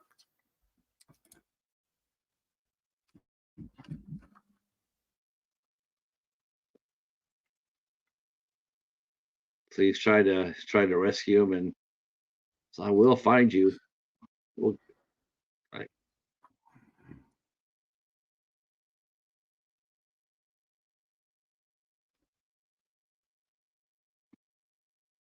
And when the Frankenstein monster, when he started reciting Psalms 23, I mean, dude, I Yes. don't, you know, you just couldn't help but fucking feel for him, like, emotionally speaking, watching the movie, you just felt sorry for him, it wasn't just a character, it's like, damn, man, I feel really bad for this guy, Yeah, he's he didn't ask to be where he's at, and he just, like he says, I just want to exist, I just gives the want to live. monster soul.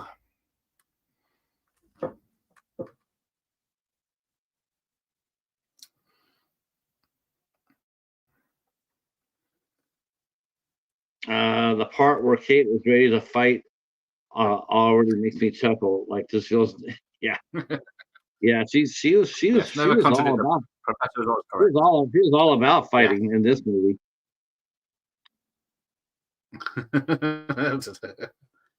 Yes, she just picks up this mace and starts Mhm. swinging it, saying, "Yeah, I'll take on these vampires, no problem." Yeah, not the time.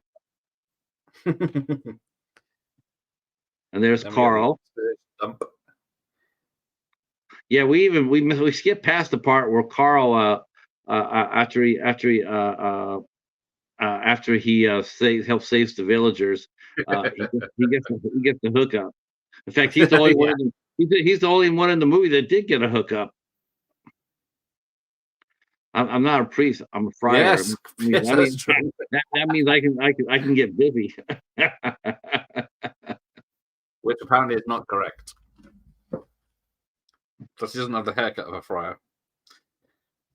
Or the famous one. Hang on. Just as usual with this trivia, I can never find it.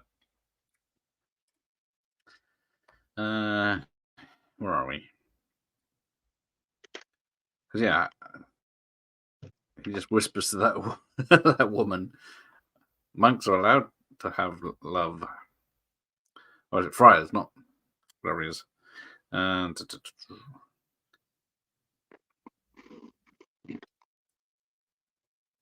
Boy, this is my last time to fly across the pond this year.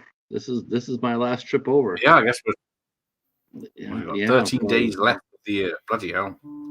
yeah. I'm like, wow, okay, this is it. I had so much fun. I had a lot of fun this year, doing international. Going across, talking to people in different countries. I had a lot of fun. I definitely want to keep doing that. That's for sure. Maybe some non-English speakers. Um, What other languages do you know? I don't know. Unfortunately, I don't know any other language. That's the thing. I have to. But I will talk to. I'll talk to anybody who I can understand them. If I can understand them, then I'll talk to them. They could have a. I've talked to Swedish. I've done the Danish, Norwegian.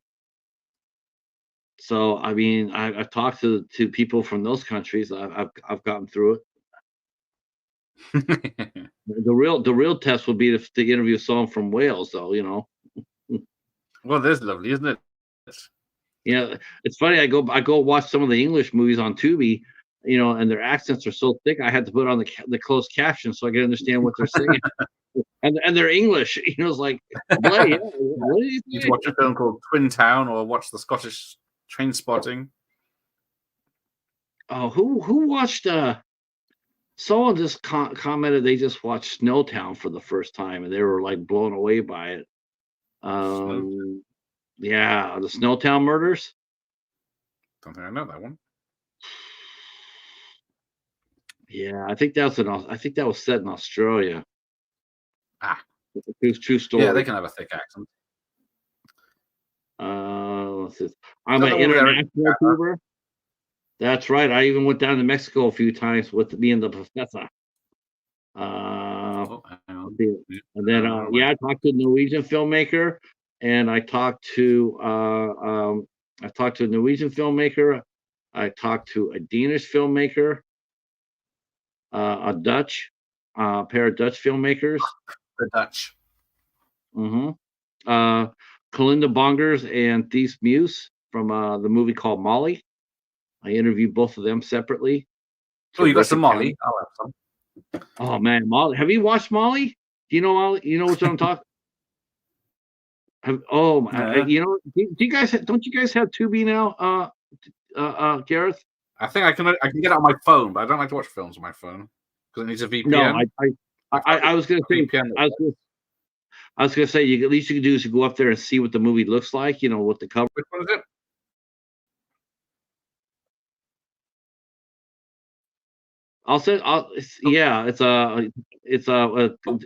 It's co-directed by Kalinda and Thies. It should be in the movie database. And the leading actress's name is Julia Batan. What's it called? Molly. I'll send you the link. Yeah, send it later. I'll look into it. There it is. Julia Batan. Yes. Okay. Fantastic movie. Yeah. Fantastic movie. That movie is balls to the wall. The Bongers. Yes. There we go. The final shot is uninterrupted 32 minutes. There you go. Yeah. Oh, that is a freaking amazing shot. That is an amazing shot. Man, it's badass. It is so freaking cool. That final scene, that final fight scene is off the chain. Let's see. How the hell do they encase the monster in ice? And it's obviously these are rubber barriers that help Hugh Jackman is opening. So Dracula has a cure for werewolves because a werewolf is the only thing that can kill him.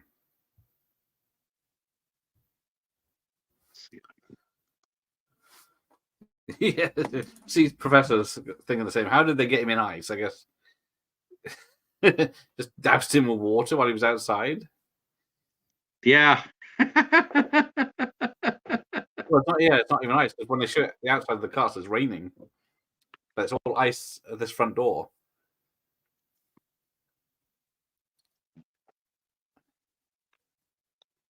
But yeah, the only thing that can kill him is a werewolf until the sequel.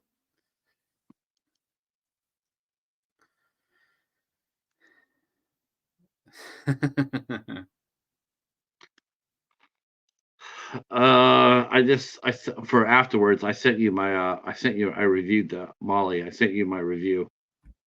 There you go. All right. Thank you. Yeah. That movie is that's probably fingers. Huh? He's got this like weapon that clips off fingers off. Oh, right. Yeah. That thing looked nasty, didn't it? What monster is that for?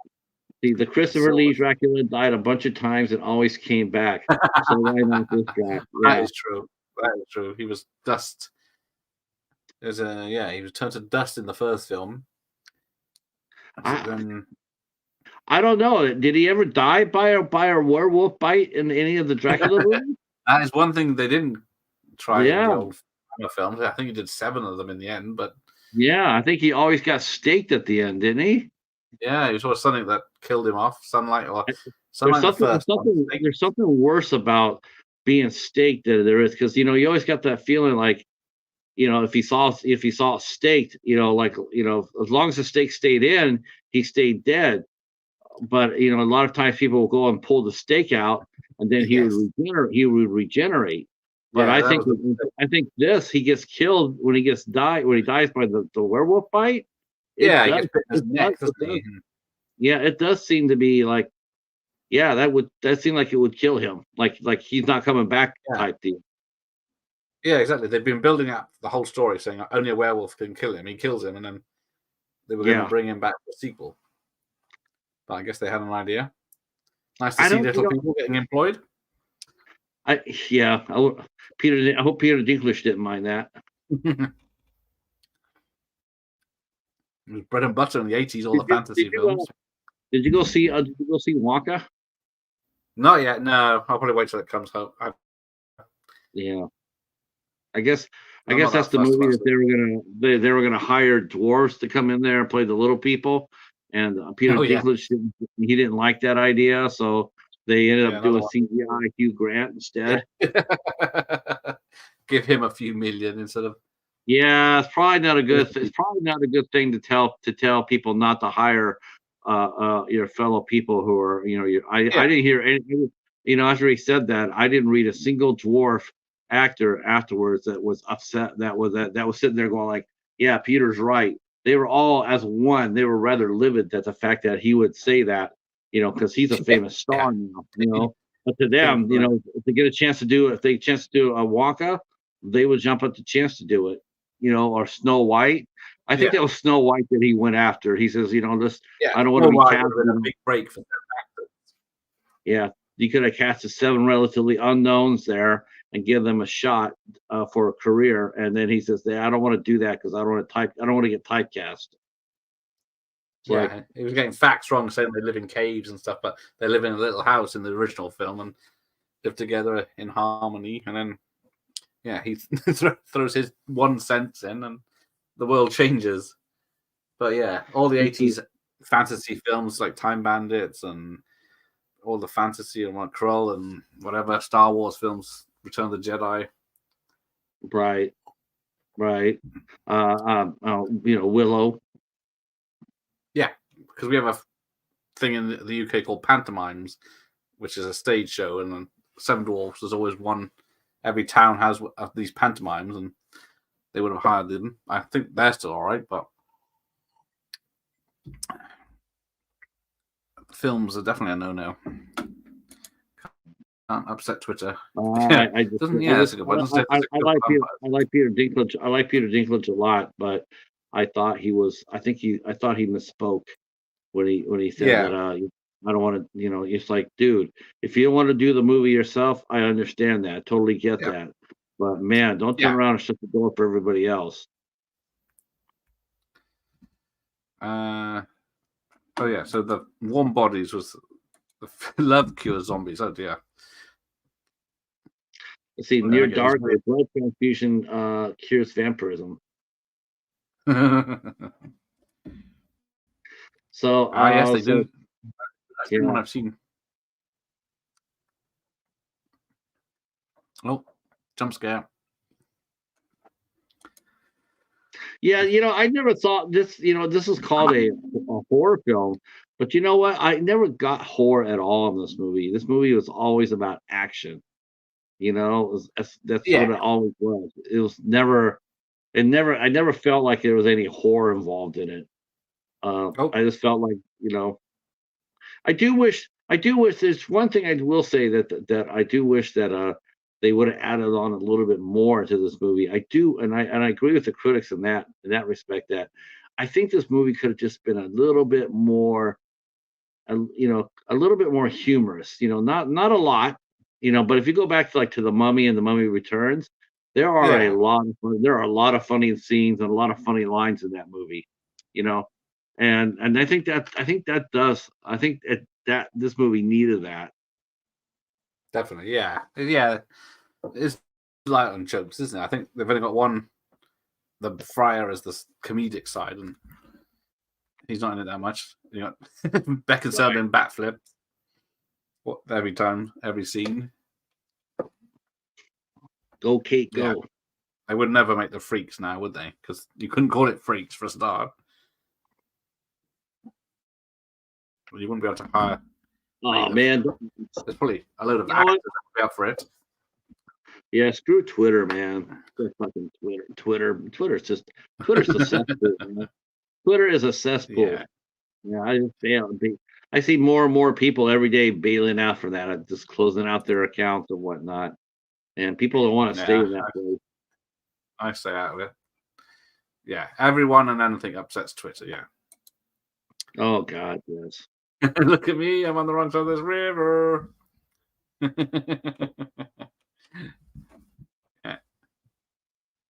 Oh, the scarabs? Yeah, those scarab beetles were yeah, tight, weren't they? they were Yeah, cool. see, there was some whore there. But Yeah, the this mummy wasn't- had more, didn't it? Turkish Yeah, guys, the mummy had, yeah. eyes. You know where the second one where they fell into the pit of hell and the scarabs Yeah. caught 'em, yeah. But there just wasn't that here with this movie here. Yeah. It was just all action. Yeah, someone gets cut in half, don't they, in the mummies? Arnold, Arnold Vosloo played Darkman, right? After Liam Neeson did. Yes. Yeah, those two films. He played in two. Die Dark, Die. And he also he also was in Hard Target too. Yeah, he was good in that. Him and Lance Henriksen got on very well together. Yep. Played the heavy. Oh, there we go. There's Dracula's full form. Now you're in trouble. Oh yeah, Rachel Weisz. I forget having her versus Kate Beckinsale. Man, I like Rachel, but if I had to be stranded on a desert island, I'm taking Kate. Yeah. So apparently, the actor playing Frankenstein's monster has lifts and he's on sort of like stilts to make him a bit taller. That's gonna be awkward. Right, that walk. Schuler Hensley ended up doing a episode of Law and Order Special Victims Unit, and he really was good in that as well. Real good.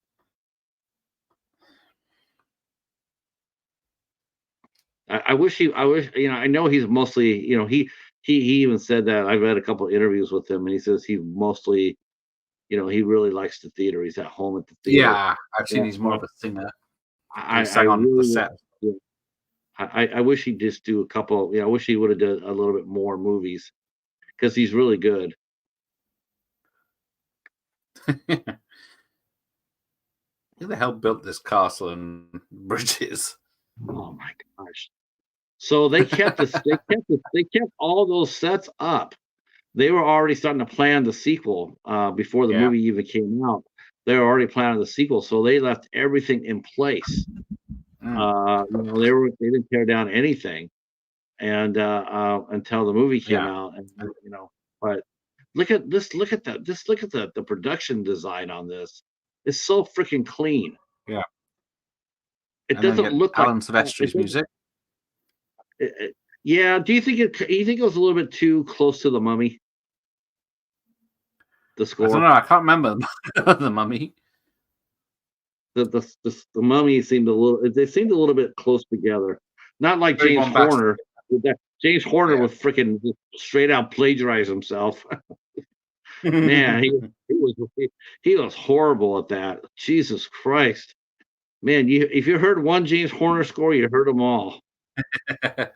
Yeah, I used to really like his music, and then I don't know what it was. It was like I think I was watching Troy, and I'm sitting there watching Troy, and I'm like, man, oh man, if I close my eyes, I'm watching The Perfect Storm. Did he do Commando 48 Hours? And he was good early when he was 48 Hours. I think that was Axel F who did 48 Hours. I think that was Axel F, or at least do the single anyway. They actually played the movie. Not Axel F. What was that guy's name? The composer. God, I want to say his name was Axel F. Actually, to tell you the truth. Harold The guy Faltermeyer. who, didn't he call? Didn't he call himself? Didn't he call himself though? God, I want to say he didn't call himself that. He had He a went a bit stage name. Yeah, he had a stage name. He called himself. Oh, he's behind you. Did you see the preview for the new one? Yeah, The it did look good. I am It surprised. looked a lot of fun. It seemed I think they had every single original character but one. They didn't have the girl, Lisa Eibachar. Yeah, I guess they ditched her after the first one anyway. But yeah, they got the main. Oh, and Ronnie Cox. They didn't have Ronnie Cox either. Yeah, unless he's just not in the trailer. Yeah, I think he's still with us. I don't think he passed. I thought he was. Yeah, I've seen him. He's got his own website. I've seen it. So apparently they wanted a sexy werewolf for Van Helsing when he turned into. I don't know what that means, right? He's got long hair around his ears. Props to Cox, indeed, yes. But he's got to be up there in age now, I guess. But yeah, he's 85. He's 85. I used to watch more of the SB, but it's hard to watch when it involves kids. Yeah, a lot of those probably do now. Who's on fire there next to the vampire? I didn't know the other cop was Taggart was still with us either. I don't know why. I thought he had passed away as well, but nope, he's still. Well, yeah, he was just looked older, like Wilfred Brimley. Not Wilfred, the other guy. Is it Wilfred Brimley? Diabetes. That's Wilfred Brimley. Yeah, that's him. Yeah, in the thing, and Cocoon, he's like 45 or something, isn't he? Let's see. John Ashton. Let's have a look. Because it was in that Lethal Weapon style TV show Hardball, which isn't available on physical media. See, Phil says he used to watch Law and Order SVU, but it's hard to watch when it involves kids. Yeah, that's the point, though. You know, they want you to watch it for that. You know, it does happen, and God, I don't mind that. I haven't watched the show in 10 years, but I man, that was my favorite Law and Order. Though I did like seasons 19 and 20 with Jeremy Sisto and Anthony Anderson. Man, those two guys were fire together. They really worked. Yeah, I don't think I ever watched. I can't remember because how many Law and Order films, TV shows are there? Well, I think that they did make a Law and Order in the UK. They made one, Law and Order UK. Yeah, they did. Did it have the guy from Battlestar Galactica in it? Yeah, Jamie Bamber. Yes, that's it. Yeah, I think I saw the first episode of that. I don't think I got any further.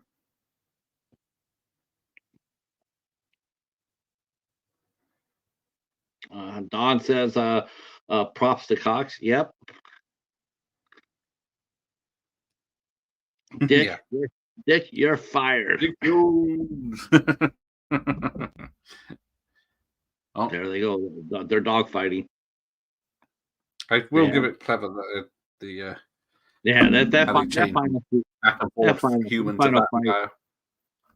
that this final fight between Dracula and the Van Helsing is fire.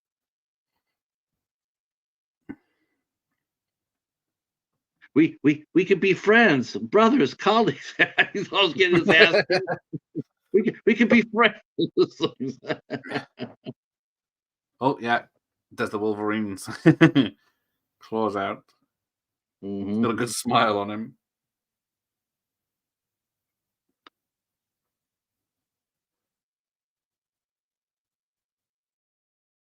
Yep. Yeah, Mr. Ashton has been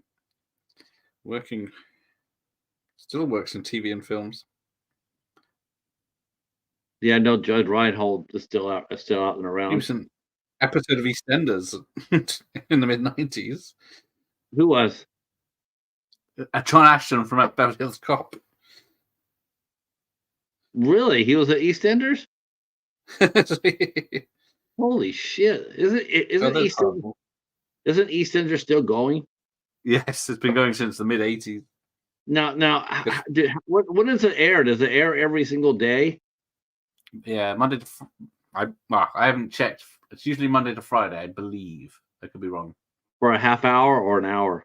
Yeah, half hour, and then Oh, Christmas. It's a big special at Christmas with a murder or a massive accident or something. okay. Yeah, way to celebrate Christmas, guys. What do you want to do? Who do you want to pair up romantically? Hell with that, man. We're gonna blow up the hospital this year. Pretty much. There's usually something. There was a plane crash in one of the soaps once on like Christmas Day, and there's three main soaps: Emmerdale, EastEnders, and Coronation Street. Philip Morgan he says Olivia was my favorite character in Law on Special Victims Unit. My two favorite were Casey Novak and Chester Lake. Yeah, I do not know. Adam Beach was on that show for a year. He absolutely owned it, and then he didn't want to do it, and so they wrote his character off. But yeah, I also like Stabler too. I didn't mind Olivia. There's some things that really bother me about that show, though.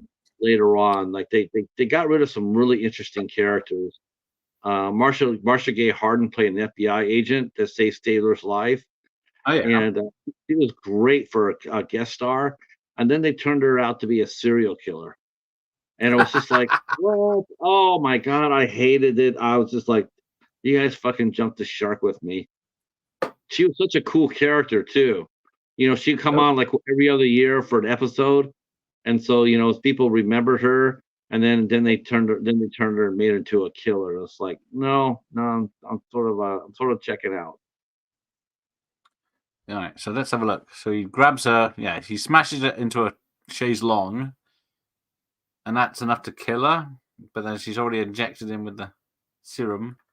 Yeah, I just didn't understand it. It's just like there's no reason why. There's She's done nothing a lot there. worse falls. Yeah. She's on. Yeah, she's on. She stabs him. It's like and it's like it's not like he hit her or bit her or nothing or broke her neck or anything. It's the only thing I think of. Well, did he break her neck? But no, her neck's not broken.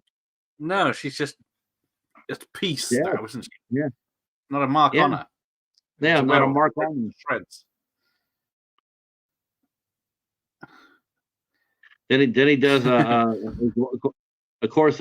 Later on, he did this in X-Men 3, but he does the X-Men 3 thing before X-Men 3 here. It looks like he's doing the lambada with her. He's holding Anna like he held Jean Grey in X-Men 3. Yeah, apparently he was supposed to be naked when he returned to human form, but they had to cover his butt with, I think it's a CGI cloth, because it didn't. People would be distracted. Yeah, Hugh Jackman's butt's on there. Yeah, I agree. I hated that. Let's see. Professor's saying they're going like she was hurt from the battle with the bride. That would be work. It might work, Professor, but we didn't see anything that hurt her, and she still. Yeah, I don't remember seeing anything that suggested that she was injured. Yeah, she still was jumping all over down the. She jumped the line. Yeah. That rope. He runs into shot, sees the werewolf.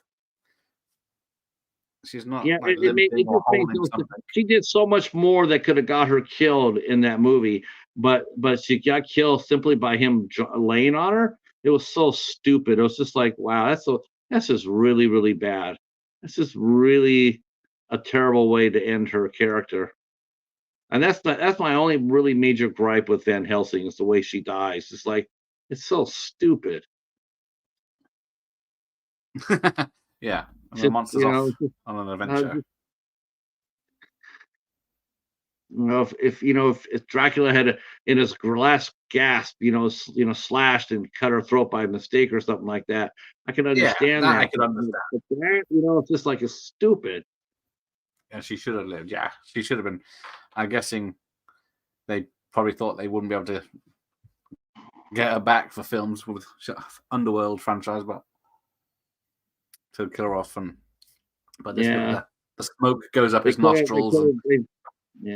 They couldn't have just been killed just for dramatic reasons Because yeah, it's like I don't mind. I don't mind a character dying. I just want them to die for a reason. Or at least show us how they die. It's just like Yeah, all he did he was could have fall on bitten her. her.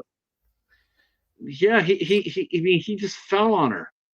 Yeah, I guess he it's didn't scratch her or bite her, otherwise she'd be a werewolf. So he just right. crushed her, Yeah, and you get this very dodgy clouds yeah, that only he Here can you see. go, like I said, you go back and watch all those fights that she did with the brides.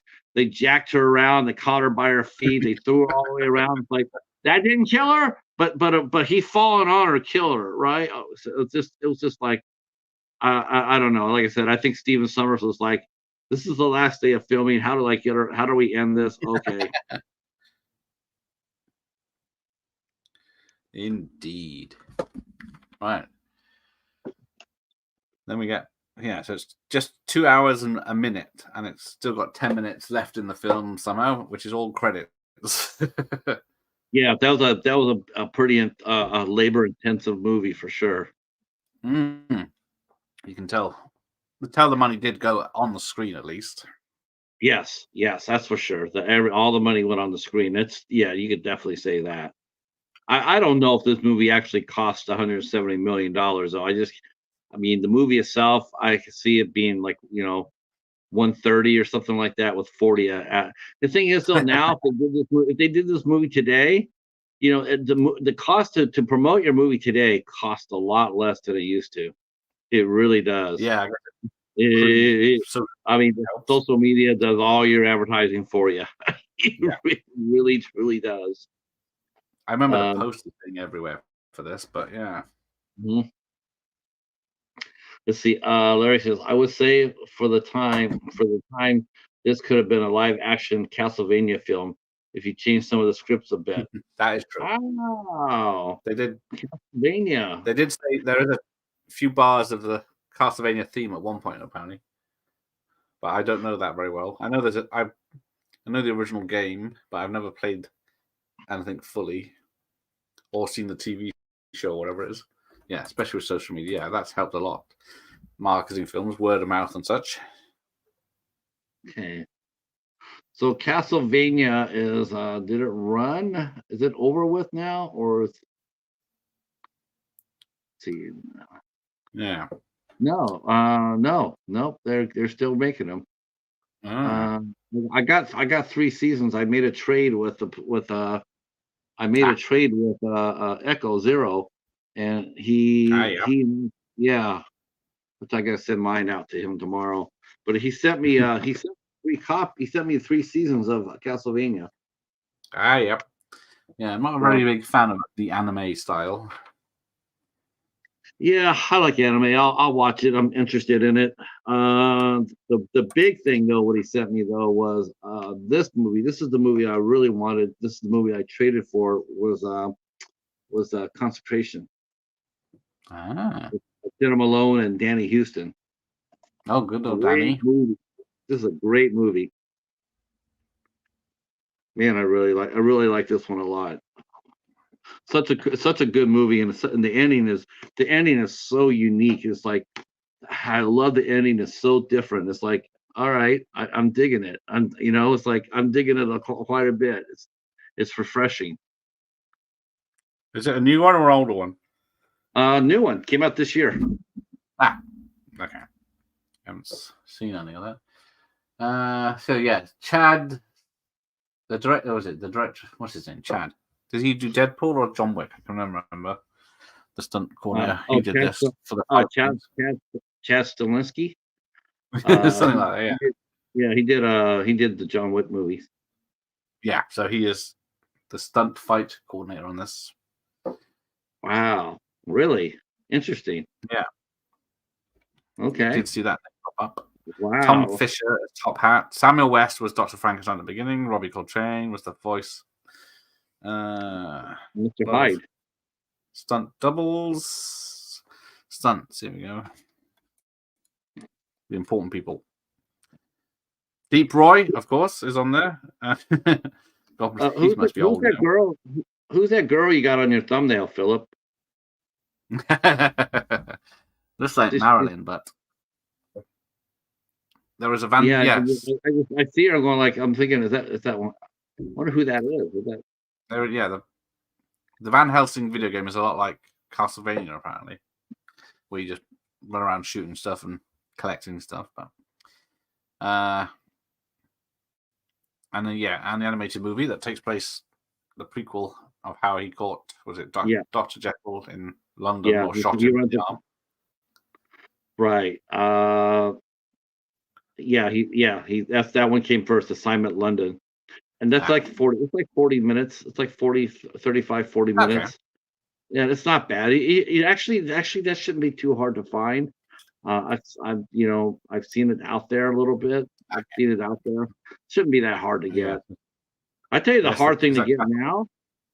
I tell you the hard movie to get now is the Matrix, the Animatrix.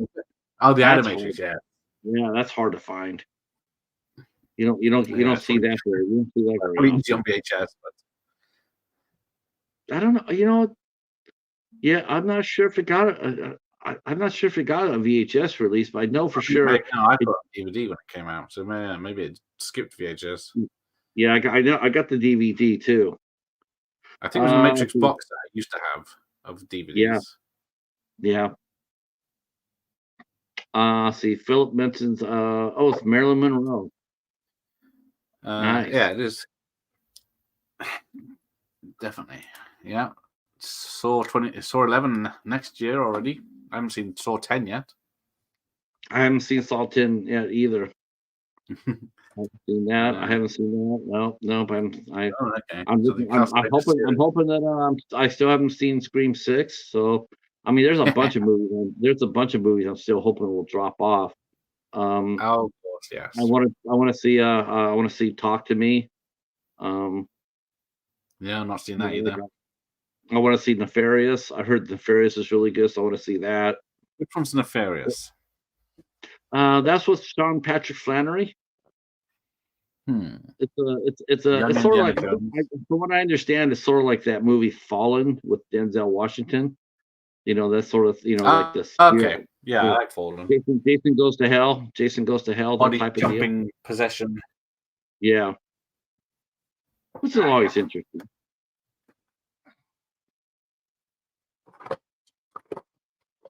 Thank you guys again for hanging out with me and Gareth for this one. Man, it's been I got that one too. I got a snapper case for it.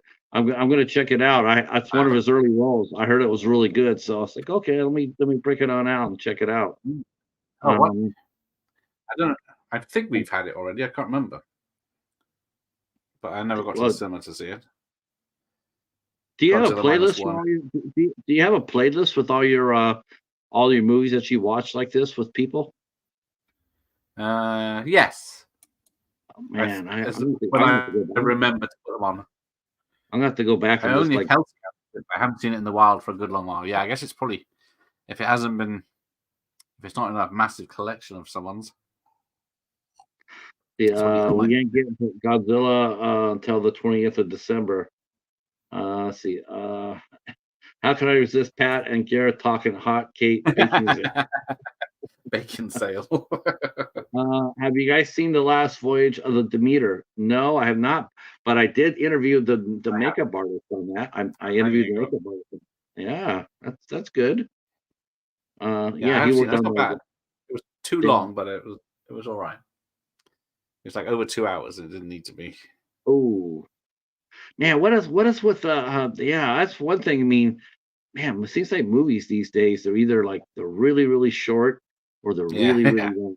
It's like 3.5 hours for Beau's Afraid, and they have 74 minutes for like The Devil's Doorway. It's like, wow. Interesting. Well, I had a blast. This was a lot of fun. I won't take so long before coming back. Yeah, I won't. Hopefully, I won't be so long between the movies. The last time I was here, we watched Andy Sedaris. Yeah, that's a while back now. Yeah, that's a while. It gets very busy.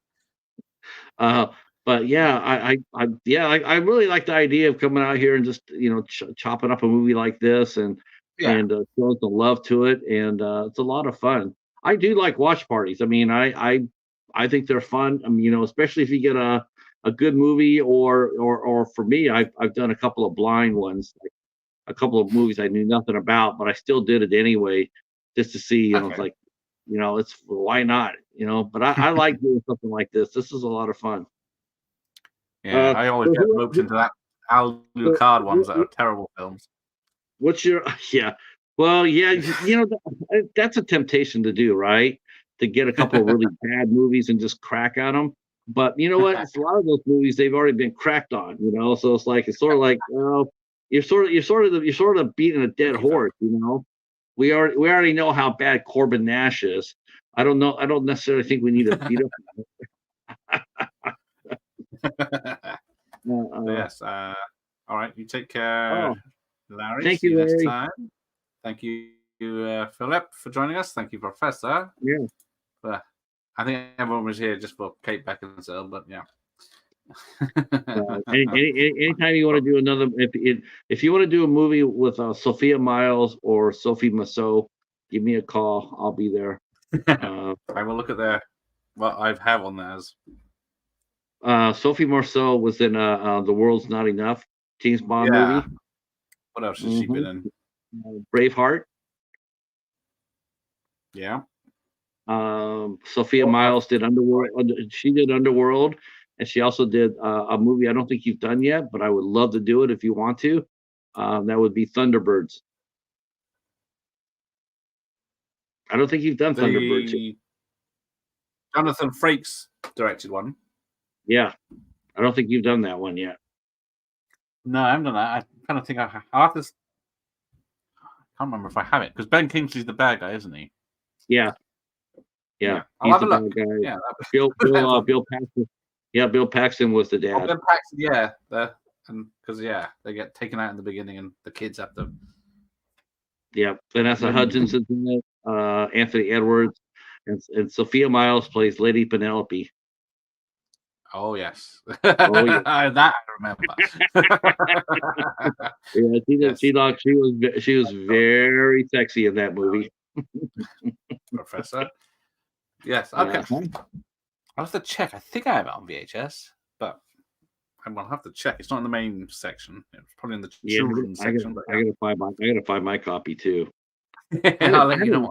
I had to tear things up to find my copy of Van Helsing. I got my book, and I'm looking all over for it. And the very last page on the very last slip, there it was. And I was like, of course it is, right? Yeah, right at the end. V.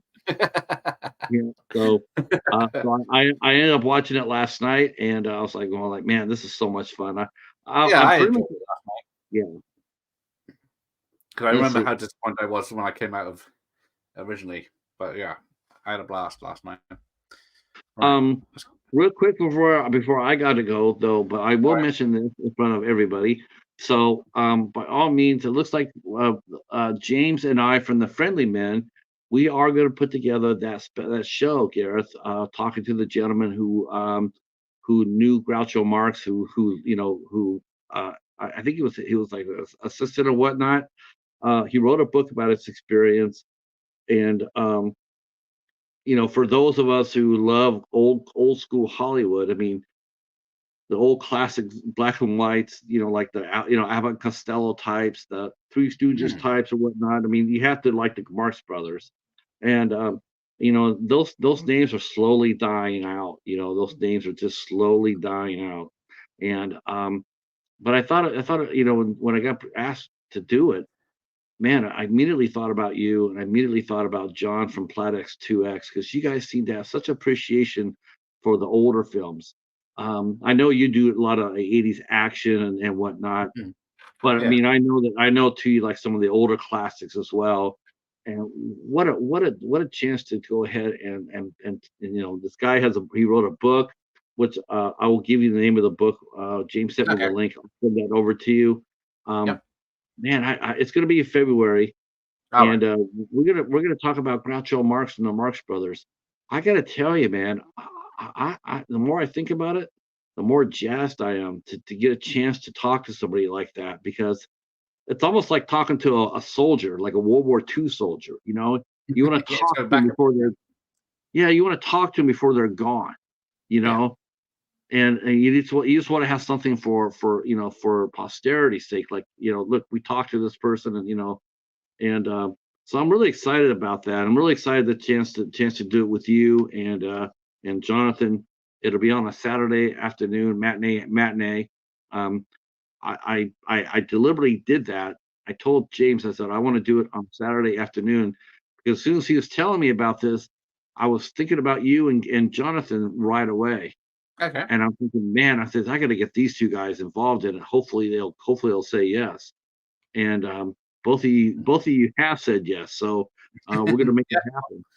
So Saturday shouldn't be a problem. uh, all right, though, but that's all I got for here. But I just want to thank Yeah. you again so much, and yeah, let's do it again next year. Yep, I'll pencil it in for next December. Yeah, if you get, and of course, if you do this, whatever movie you do this, just remember me, the bat and the cat are available. If you want to do it, okay. me and Al, we'll tear shit up for you. Yeah, that'd be good. 3 of us. That'd be fun. Yeah. I had a So great time, Gary. Thank you so much for inviting me, man. Wow, I really appreciate nice it. to speak to you. And if you're watching the replay and you're not sub to Video Tasties, then what the hell are you waiting for? Hit that sub button, hit that like button, and drop a comment. All you guys in the chat room, come by, drop a comment off the Karis channel. It helps them out a lot. And yeah, Yes, appreciate that. Yep. All right. All right then. Good night, everyone. Good night. Right.